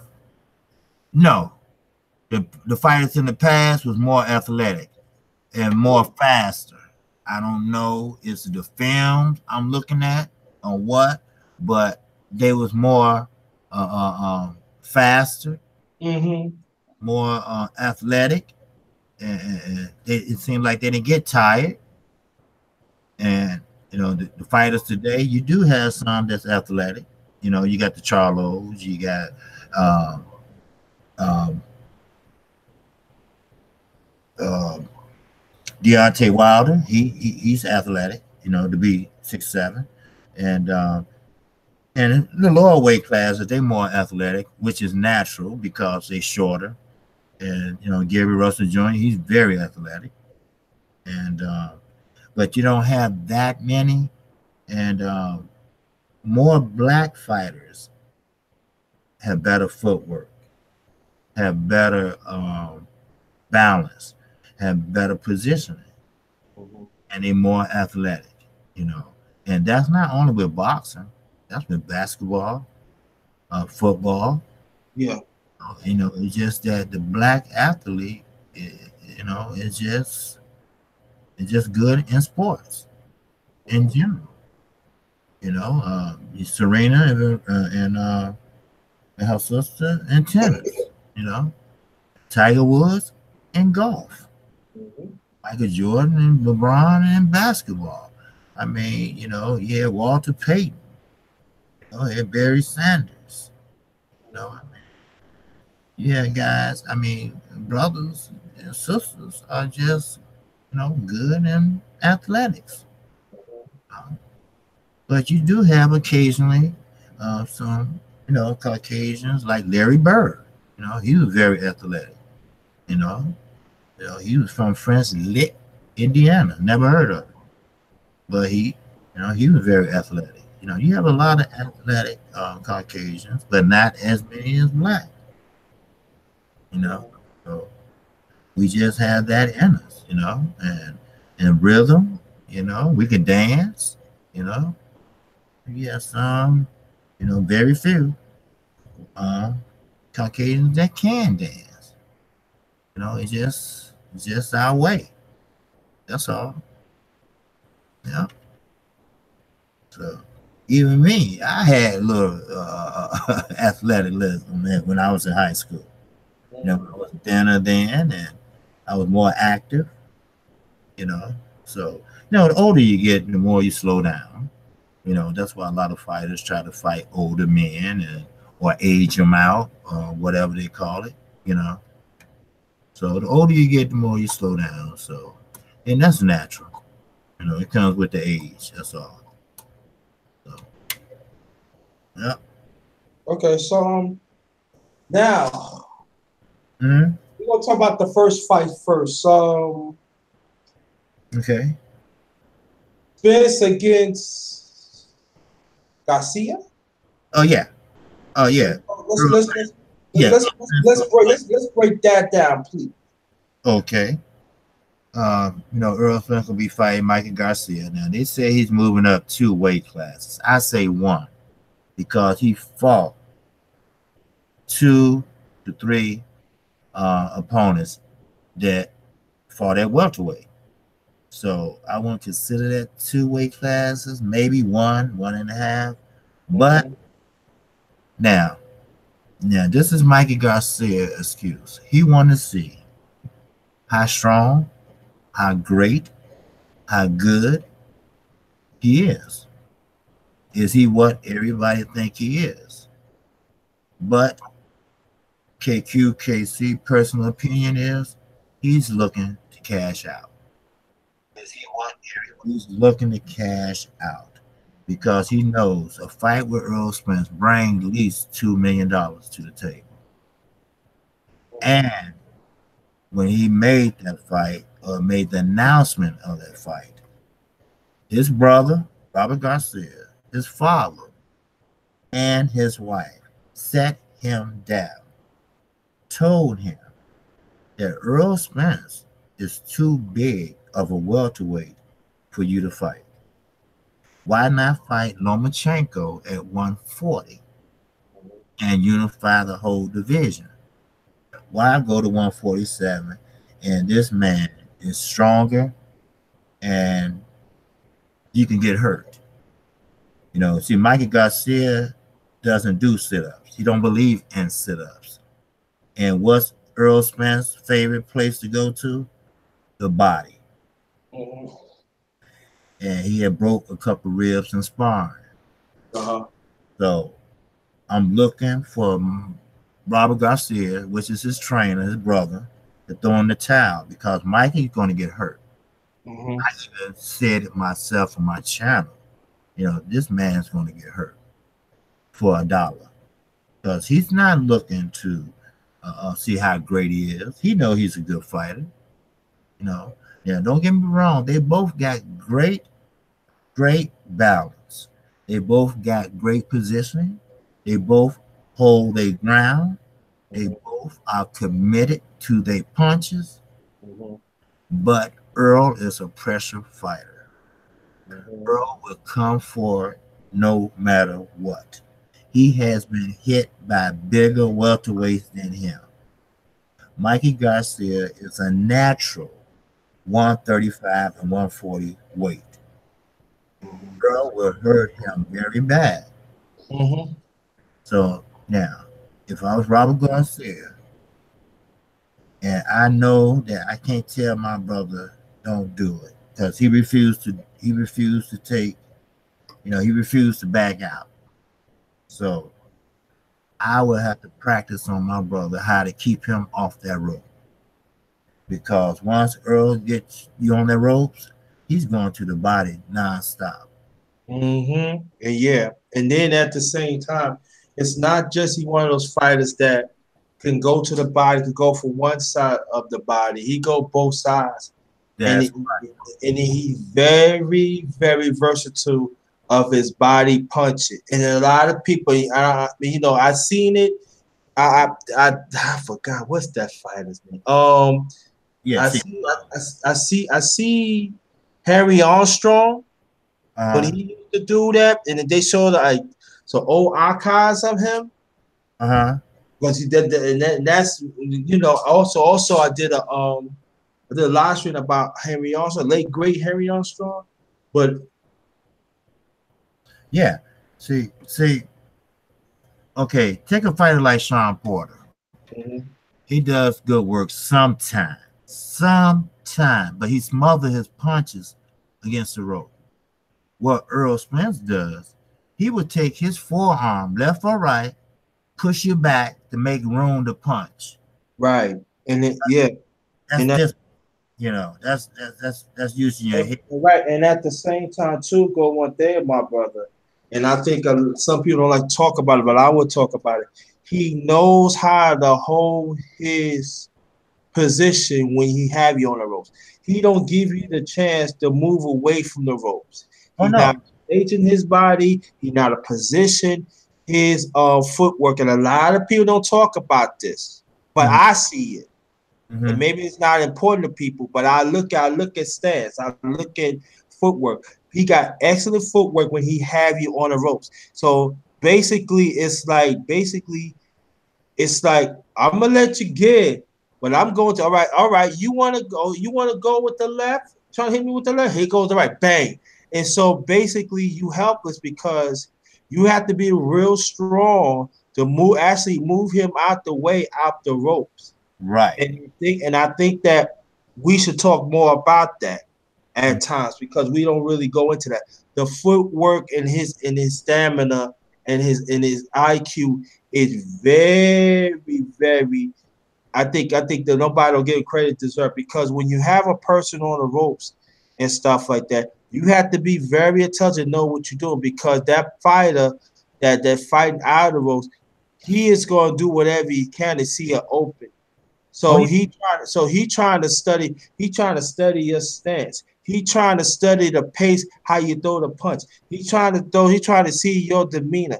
And if you notice that with Earl Spence, when he gets you on the ropes, I'm not saying outside. Outside he do damage too, but I'm just talking about in the ropes. His demeanor is the same. And I really believe that that is very, very scary because you don't know when he's going to come. And Mikey got said, like I said before, the hospital nearby there, they better have ICU Yeah. Yep. because it's not going to be good. And then you can move around all you want to. You can move all you. I know people say, "Oh yeah, he might shock him and stuff like that." You guys to understand. A lot of people don't understand. And I'm not. People say you jump on the Earl Spence wagon. No, I'm not jumping on the Earl Spence Right. wagon. But But it's reality. Yeah.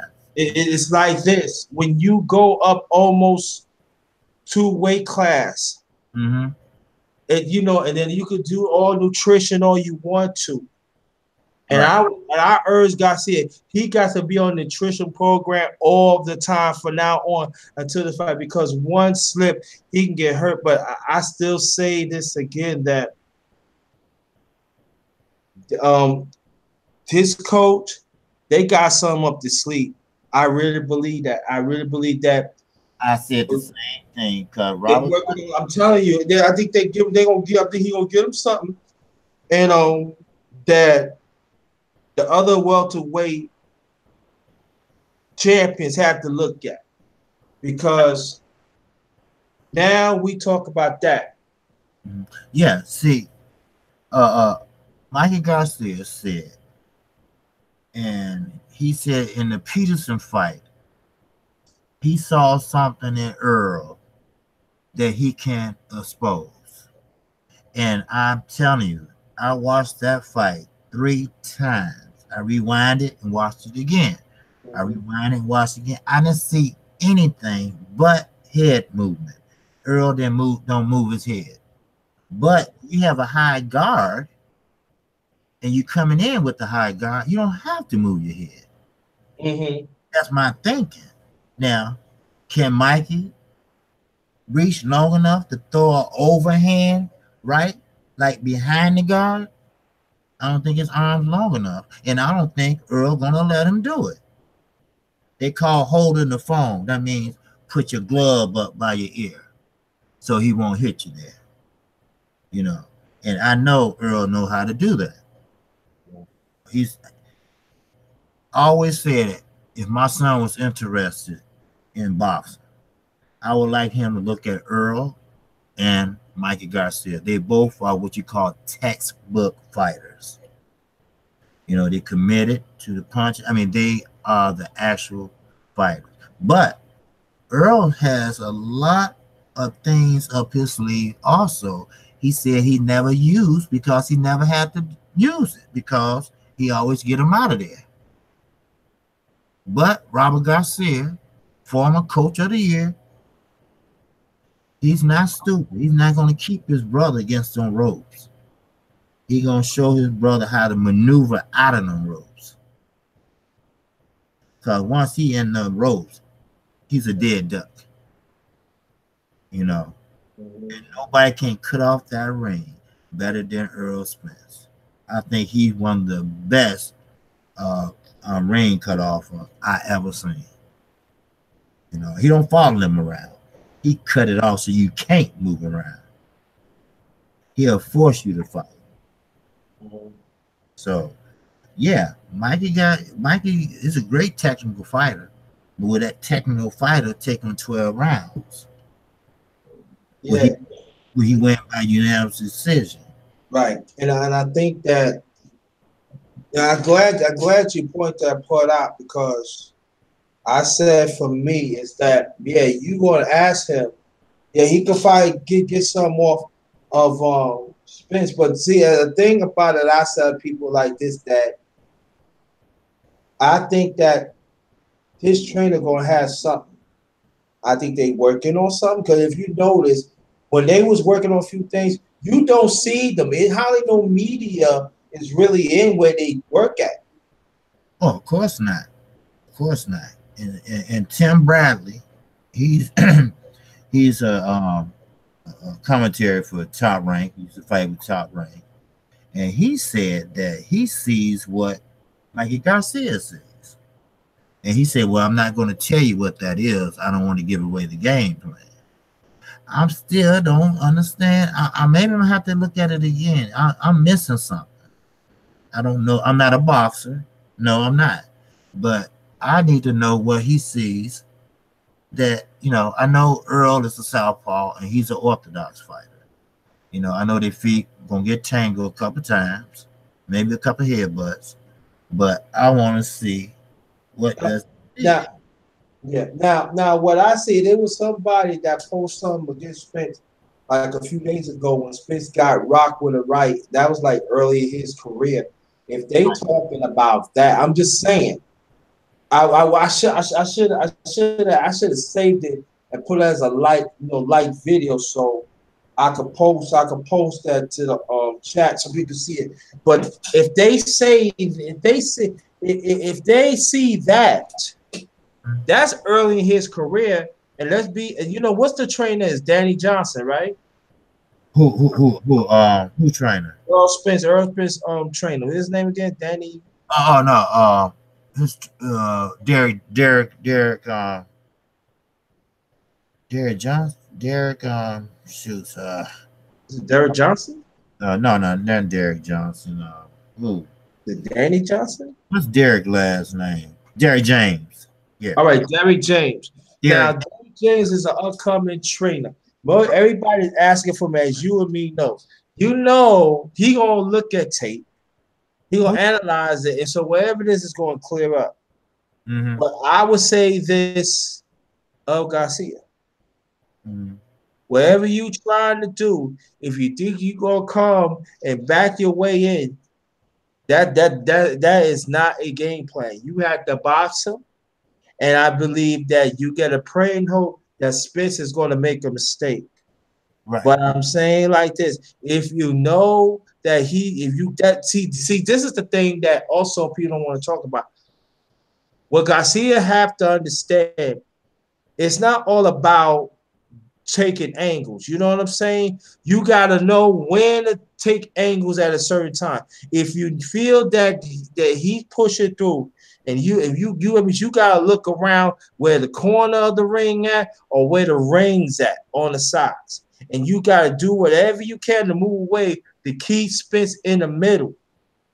Right. Because Spence, if he knows, he know how to close you in very quick. Mm-hmm. He know how to close you in real quick, and that is a talent that why can I teach you that? He know how to close the deal. Right. That's why his footwork is very excellent. So what Garcia has to do, and this is the thing about that what concerns me, that he moved almost 2 weight classes, his stamina. That means you got to move away from Spence all night. That means you got to move, boop, boop, boop, and keep on moving around. And you got to keep your eye on how Spence is going to corner you, because sometimes he could corner you in the corner, then all of a sudden he could put his inside feet and push you, and that be it. So he got to understand, he got to be very smart and very selective how to fight Spence, especially when you get close to the corners and in the ropes. That's what I see. Right. What do you think about that? What I said? Yeah. He got to stay off of those ropes. Soon his back hit the ropes. Soon he feel his back hitting the ropes. Get out of there. I'm quite sure the brother told him that, but You're right. You know, you're right, Jay. It's something Robert working on. You know, he's a great trainer. You know, he used to be a boxer too, and he's a great trainer. And he's the one that trained Marcos Mandana that Floyd almost lost that fight. And yeah, I just can't see Mikey just waltzing in there going through the fight. I mean, sure, he gonna get paid handsomely, and it's pay per view, so he gonna get money on the back end and the front end because he's self promoted, so he get all that. So, you know, like I said, I think it's a cash out fight. You know, he has a few businesses. He rehab homes and sell them. He does a lot of humanitarian work, which is good. And he has a nice home that he just had built with the lake. You know, he had 3 kids, and he's married with 3 kids. And and I think he just tired of boxing. You know, he's young, he's in his prime, but he's been boxing for years. You know, he's 40 something and old. You know, so actually he was right behind Floyd Mayweather to bar Aaron from Top Rank. Tried to shelve him, so he had to sit out for 2 years while he was going back and forth to court, which he won. See, Top Rank lost a lot of good fighters. You had Floyd Mayweather, you had Oscar De La Hoya, you had Mikey Garcia, you had Manny Pacquiao. If Terence Crawford don't be careful, he'd be next. You know, I mean, think about those are stars he had. You know, but Bar Aaron is from the old school. He's from Don King era. He got caught greasing one of the governing bodies with $100,000, and this is public knowledge. It's on the internet. You know, but he didn't do no time. He paid the fine, and that was it. So, you know, that's one thing wrong with boxing, the governing bodies. Yeah, go more on that. Yeah, go more on that, please, before we talk about the big one. Oh, okay. Deontay Wilder and Tyson Fury. Yeah. Yes. Yeah. See, the governing bodies, the green belt, the WBC belt. It's the green belt. That was the most prestigious belt in boxing. Everybody wanted that green belt because they was forceful. They would make you fight your mandatory. They will fine you. They will suspend you. They will ban you. But now all that has changed. Suleiman, which is Hispanic, and he moved his headquarters down to Mexico. And now things are changing. They don't make you fight the mandatories no more. You know, Charlo, he was Triple G mandatory going on 3 years, and they haven't fought yet. Right. Now, the IBF is starting to be the more prestigious belt because that's the belt that Earl Spence won from Carl Brooks, and they made Earl Spence fight Ocampo. You know, and I'm like, wait a minute, why is Earl Spence fighting him? Well, the first 2 of the mandatory, they got suspended. The IBF, they started not to play that now. So they made Ocampo the mandatory, which was 3rd in line. So I knew that was going to be easy win for Earl. But I didn't think it was going to be the first round. But yeah. Now they starting to be the most prestigious belt in the governing body. Then you have the WBO and the WBA. Then the WBA, they don't follow through on a lot of things. They give people deadlines, and they still holding on to the belt 3 weeks later after they gave them a 24-hour deadline. And I'm talking about Povetkin. I'm talking about Anthony Joshua. They was negotiating back early last year to fight, and they was trying to make Deontay Wilder hurry up and make up his mind, but he said, no. They said, well, you got 24 hours, they're going to strip us of our belt. They still haven't stripped him of that belt. So it was just all a lie. You know, see, boxing is a business, and sometimes it can be a dirty business. You know, and Al Heyman, you know, yes, he's a black minority, but he's a Harvard graduate, and he knows what he's doing. While other people playing offense, he's playing defense.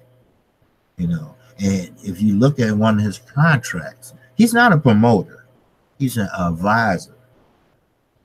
You know, you make the ultimate decision, but he advised what you should do. And if you look at one of the contracts that's online, he really looks out for his fighters. Yeah. You know, and I mean, he genuinely cares for them. You know, that's why when people say, "Oh, Floyd Mayweather broke," I said, "No, I don't think he broke. If you're that close to Al Heyman, Al Heyman gonna make sure he makes some smart investment with that money." Right. You know, I can't see that, and he's still walking around with an $18 million watch on. You know, and he owned 3 Bugattis. You know, you sell one, you know, those cars don't depreciate like other cars.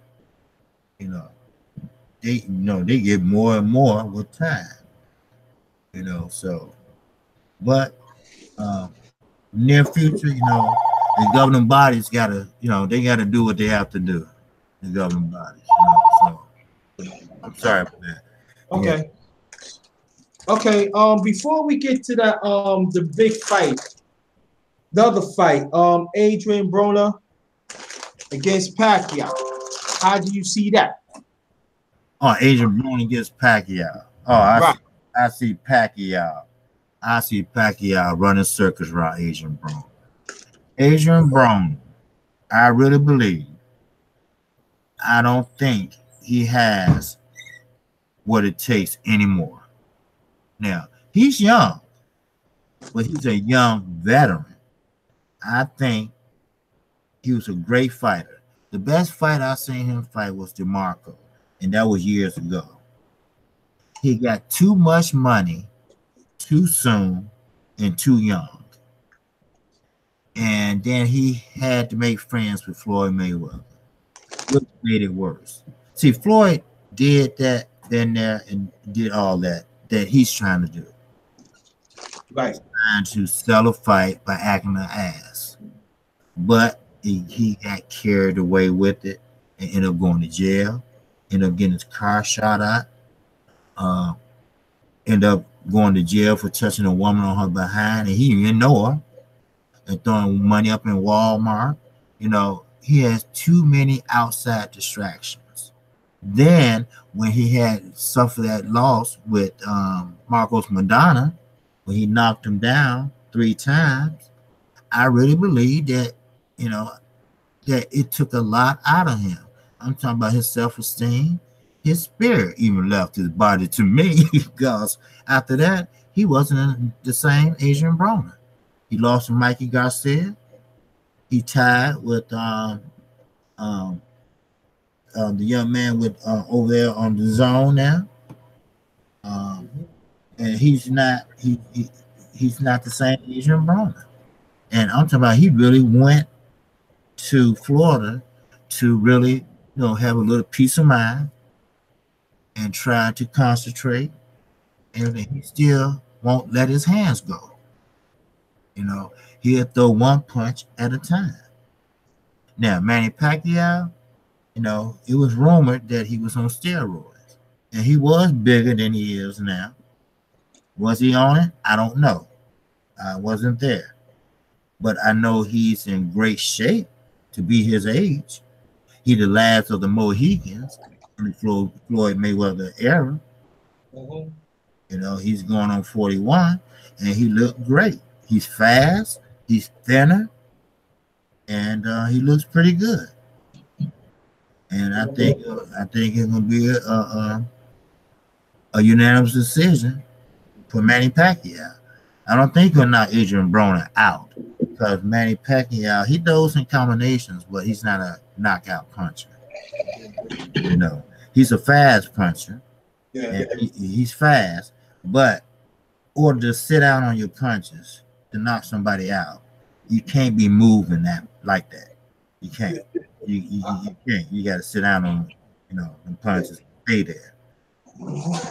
Yeah. I'm gonna tell you. Yeah, I'm gonna tell you what I think. Mm-hmm. I think that if AB let his hands go, I believe that he could beat him. And also that I don't like this fight, and I'm talking about Pacquiao, because you could have a chance to fight Crawford and you're ducking. And then I feel that Pacquiao want to find an easy way out to creep himself back into the championship conversation. And that's when I'm thinking about Thurman. And I think that Thurman and Pacquiao is going to me, they're going to do some punkish stuff and trying to move their way into the welterweight. Now, this is for me. Okay. I really don't care about that fight, but I want AB to win. If AB wins, that spoiler they get out the way. And I feel like, and after that, now this is how I do it. Look at that. Spence, you take care. You take care Garcia. Right. The mandatory come up for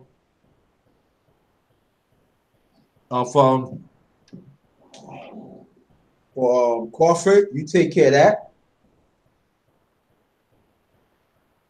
And then that's how I look at it. Right. Well, okay, it's rumored that Collazo and Crawford almost got their deal done. And I don't want to wait 5 years like Pacquiao and Mayweather.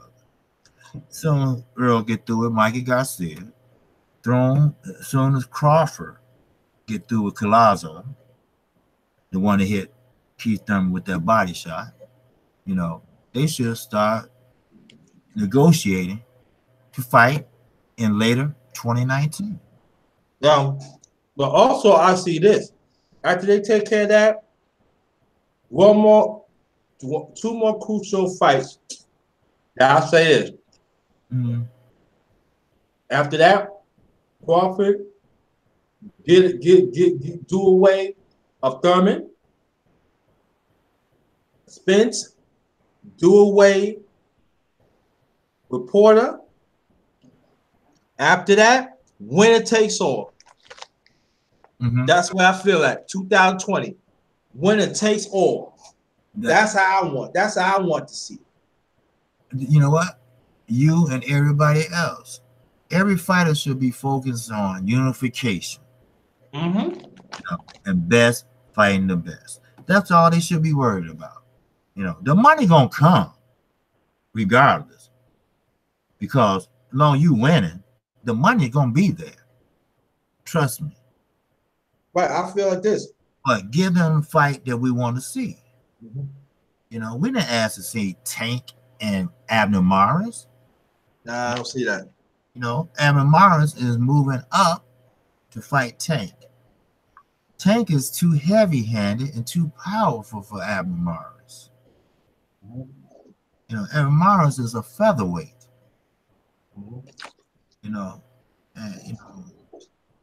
I mean, kudos to him for wanting to take a risk. Enough fighters don't take enough risk as it is. But this is what I'm saying. If the federation, if y'all gonna let Thurman keep him home that belt, I'm sorry. Defend that belt, you gotta fight Crawford. Yeah. You gotta fight Crawford. No, you're not getting no tune-ups. Porter, you're not getting. I don't care what they say. You're not getting no tune-ups. If they win their perspective, I'm talking about their perspective, mandatories. Two championships gonna fight. Then when y'all took care of them, winner takes all 2020. Yeah, So all this should be over with. You guys is fighting Porter. Get that out the way. Keith Thurman tune up with Josito Lopez. Get that out the way. You know, Earl Spence, get Mikey out the way or whoever. You know, Crawford, get Collazo out the way. Okay. Now, we got the top, almost the top 5 in the welterweight division. And you're right. 2 should be standing. Come later 2019, early 2020. It should. And both of them should fight twice. Right. Even Thurman and Porter. That's a fight twice. Y'all say y'all champions. Fight. Right. Now, PBC came out with their first 3 months lineup. Now, Showtime, they're gonna come out with their lineup in January. Which that's the one Pacquiao and Broner go. But I guarantee you, Showtime gonna have the cream of the cream. They're gonna have the best fights than Fox. Oh yeah. You know, they're gonna have the best, fights. You know, they get 4 pay-per-views, I think, or 3. I'm not for sure. But you're right. If everybody get everybody out the way, you got the top 5 left. Okay.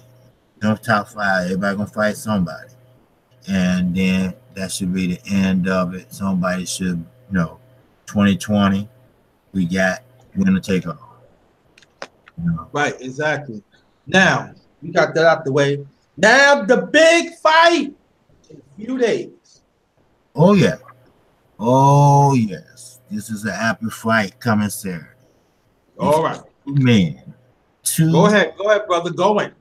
This is the 2 top 3 heavyweights in the world. One is the linear heavyweight champion, one is the WBC heavyweight champion of the world. Now, both men got something to prove. Deontay Wilder, he got something to prove not only to his family, to his daughter, to his promoter, to his naysayers, to Eddie Hearn, to Anthony Joshua, and Tyson Fury. He got a lot to prove. He got a lot to prove to his family. He got a lot to prove that an alcoholic and a drug addict and everything he went through mentally, he can overcome. Right. And he has a lot to prove to the UK that he is a real fighter. He's not like Anthony Joshua. He's not going to run. And like I also once said in the chat, yes, he did thank Deontay Wilder because Deontay Wilder gave him a chance, just like he did Ortiz. Ortiz failed the drug test twice, but you know what? Everybody was scared of Ortiz, except Deontay Wilder. He said, you know what? God not going to bless you. I'm going to bless you. And you know what? He almost lost his O because he took that risk. He's the only one in the heavyweight division that took that risk. Now, will Tyson Fury fight like he fought Klitschko back in 2015? No, he's not. I don't care what anyone says. Alcohol and drugs put a toll on the body. Yes. Put a toll on the body once you stop. Then you turn around and drop 150 pounds. That's still not good for the body. So you talking about fighting a man that's already in shape, they've always been active, and you talking about fighting him and knocking him out. It won't happen. He can box. He can move. He moves like a middleweight at heavyweight. But can he move like that for 12 rounds? I don't think so. Why? Because Deontay Wilder is growing on the job. He went to the body at the Ortiz fight. He never goes to the body. He always do the headhunting and knock him out and get him out of there in the first, fifth, or sixth round. But this time, he went to the body on Ortiz. That shows maturity. That shows that he's learning. He didn't know how to hold Ortiz when he was getting rocked on his feet, when he's almost out on his feet. But I guarantee you he know how to hold now if he get in trouble. And another thing, he better learn how to throw more than just that right hand. He better learn how to throw that left and keep them punches straight. Who are you talking about? Deontay Wilder. Right. You know. Now, he's not a boxer. No, not. No, he can't box. But in heavyweight division, one punch could change a fight. The weigh-in don't matter. You can come in whatever pound you want. But the thinner and the leaner you are, the better you will be. Yeah. And I have seen Deontay Wilder come in at 215. You know. But yeah. But I say this, brother. Candy Romero, thanks for coming. I could say this. That if knowing Mark Breland, because Mark Breland's from my hometown, Brooklyn, New York. Oh yeah, the best amateur boy. Woo. One of the best amateurs ever. One of the best amateurs ever. You know. Yeah. I mean, he could throw a jab. I mean, I never seen a man throw a jab like he has. Man, woo. Oh yeah, he threw a jab and stuff. But I believe that, and I told people, it don't have to be the perfect left that Wilder throws. You never get a left. Yeah, it's done. Oh yes. Forget about it. I'm not gonna say, oh yeah, he gonna win 50. But I don't see. To me, I don't see no other. Now there's a fighter that came out of UK that Daniel Dubois, but he's still young. He's still young. He's still developing. But other than that, if he get a left, I feel like Wilder. I said the next 4 or 5 years, he'll go at least about 51-0. I don't see it, and so that's what I see. I see that in that fight, as people say, he probably get him out of there, maybe like 6, 7 rounds. I mean, I said 9th round, but I say this. I think the key is that Wilder has to be patient. And he brings the left. Like I said, it don't have to be a perfect left. But the left is there. I don't see Fury last like 9 rounds. I see him last like the mid rounds. And I think I would say the mid rounds, I said 6 rounds because that Wilder is taking his time and setting them up. Yeah. Well, a lot of people got the 6, 7 round, and Wilder's a slow starter. Yeah, he's a slow start, right? And see, and that's the excellent point you made, brother. And that's when you got a slow fight start, that means Fury had to jump on him. That means his plan, he had to switch it up. Right. He cannot be boxing outside. He got to jump on the right thing and there. But if not, I would say this, it's going to be mad up time. I said between 5th, 6th, or 7th round. Okay.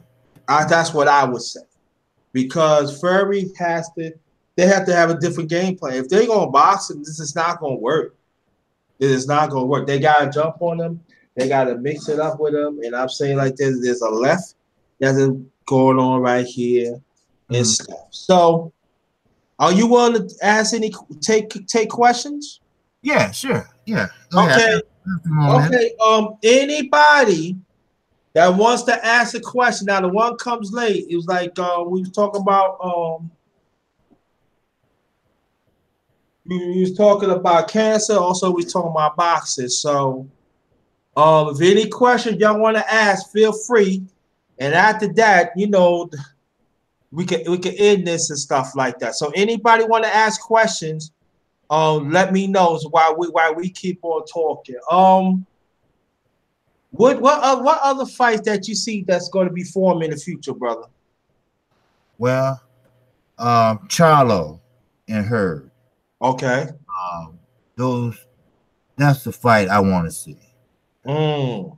Heard's supposed to be under Wilder undercard. Oh yeah, yeah, right, right, right. Right. He had a surgery on his rotator cuff. Mm-hmm. This is pretty much like a tune-up fight for him Saturday night. But he's calling out Charlo already. You know, and I really believe that he doesn't have any defensive skills. I know that. He uses his face. He gonna get hurt one day, real bad.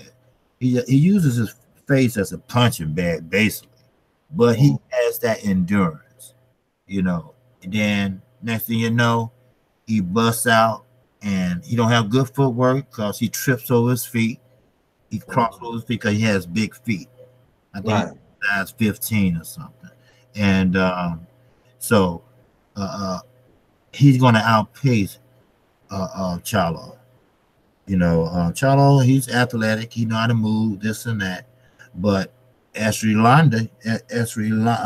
Laura, he did the same thing, but he was too short, and Herb was just too strong. Right.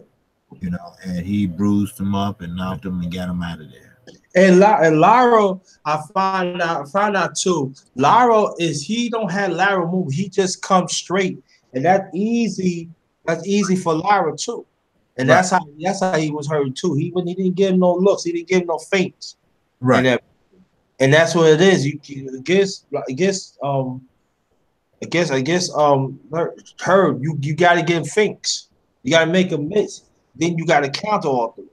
So right. that was an easy fight. Again, anybody that have questions, feel free to put them in the chat. If not, we're gonna end this. We're gonna anybody, my doom shot is, could y'all go to my brother's KQKC boxing and post his channel in the chat for me, please?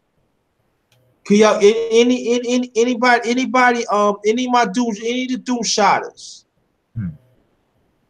Before we go, could anybody can go to his channel right now That's right. to post his channel on the chat. So I want you to support him. I appreciate that, brother.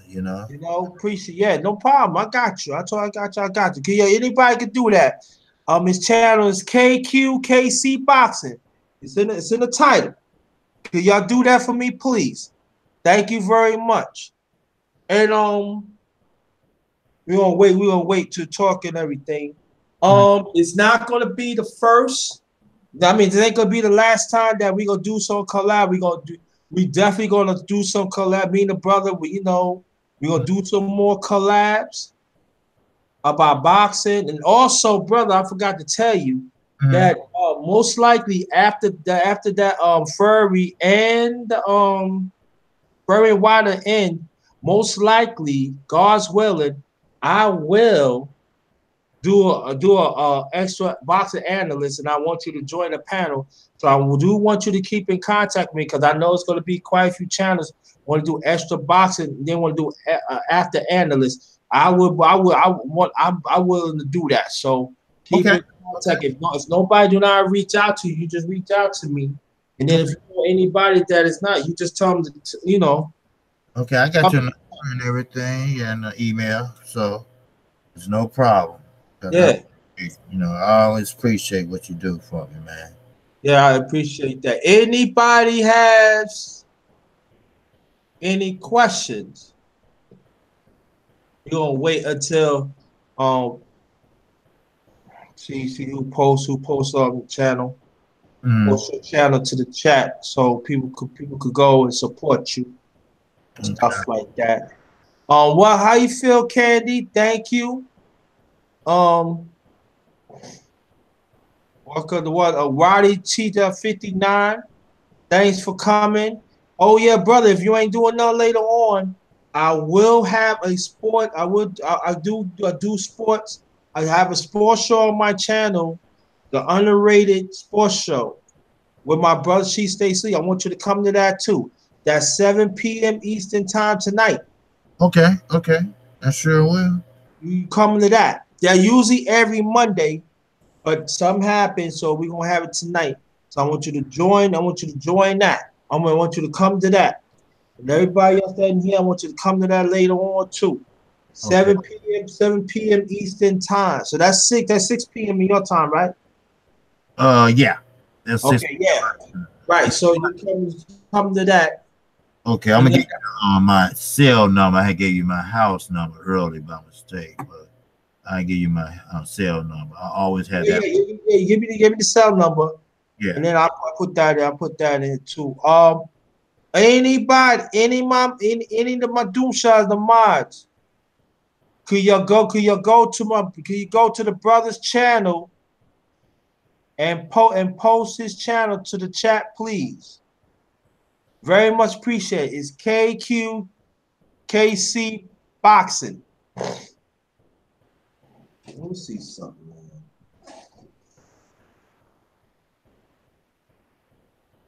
Okay. Let me see. Let me see something. Probably. Awesome.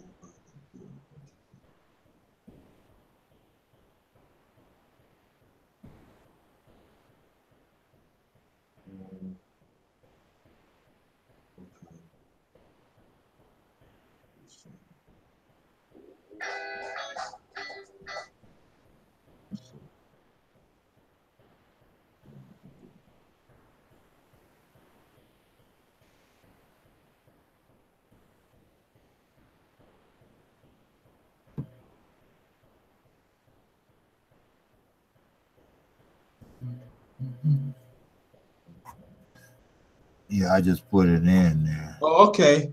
Oh yeah, I was going to well, it's all right. You know what? Because I know Annette, she been there before. I follows her. Oh yeah? Okay. Hold on, let me see. Let me do this. Do something. Okay, 7 o'clock Eastern time. See. Anybody that have any questions, let me know. So okay.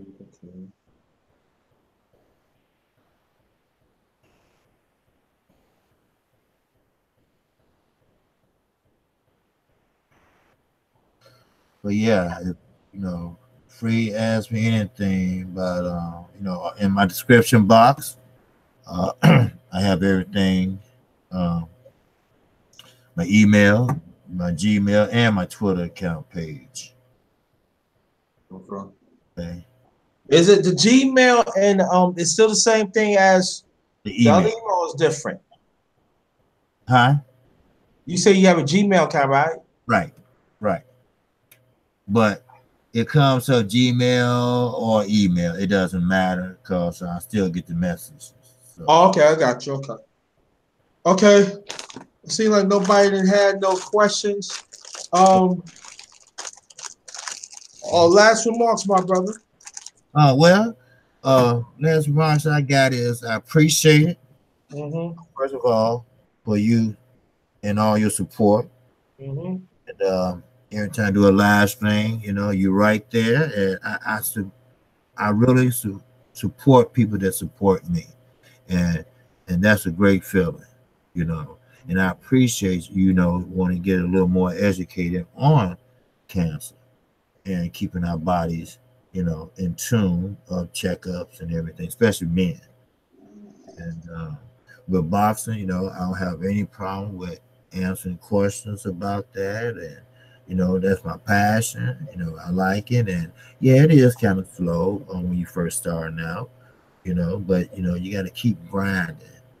That's what I'm trying to do.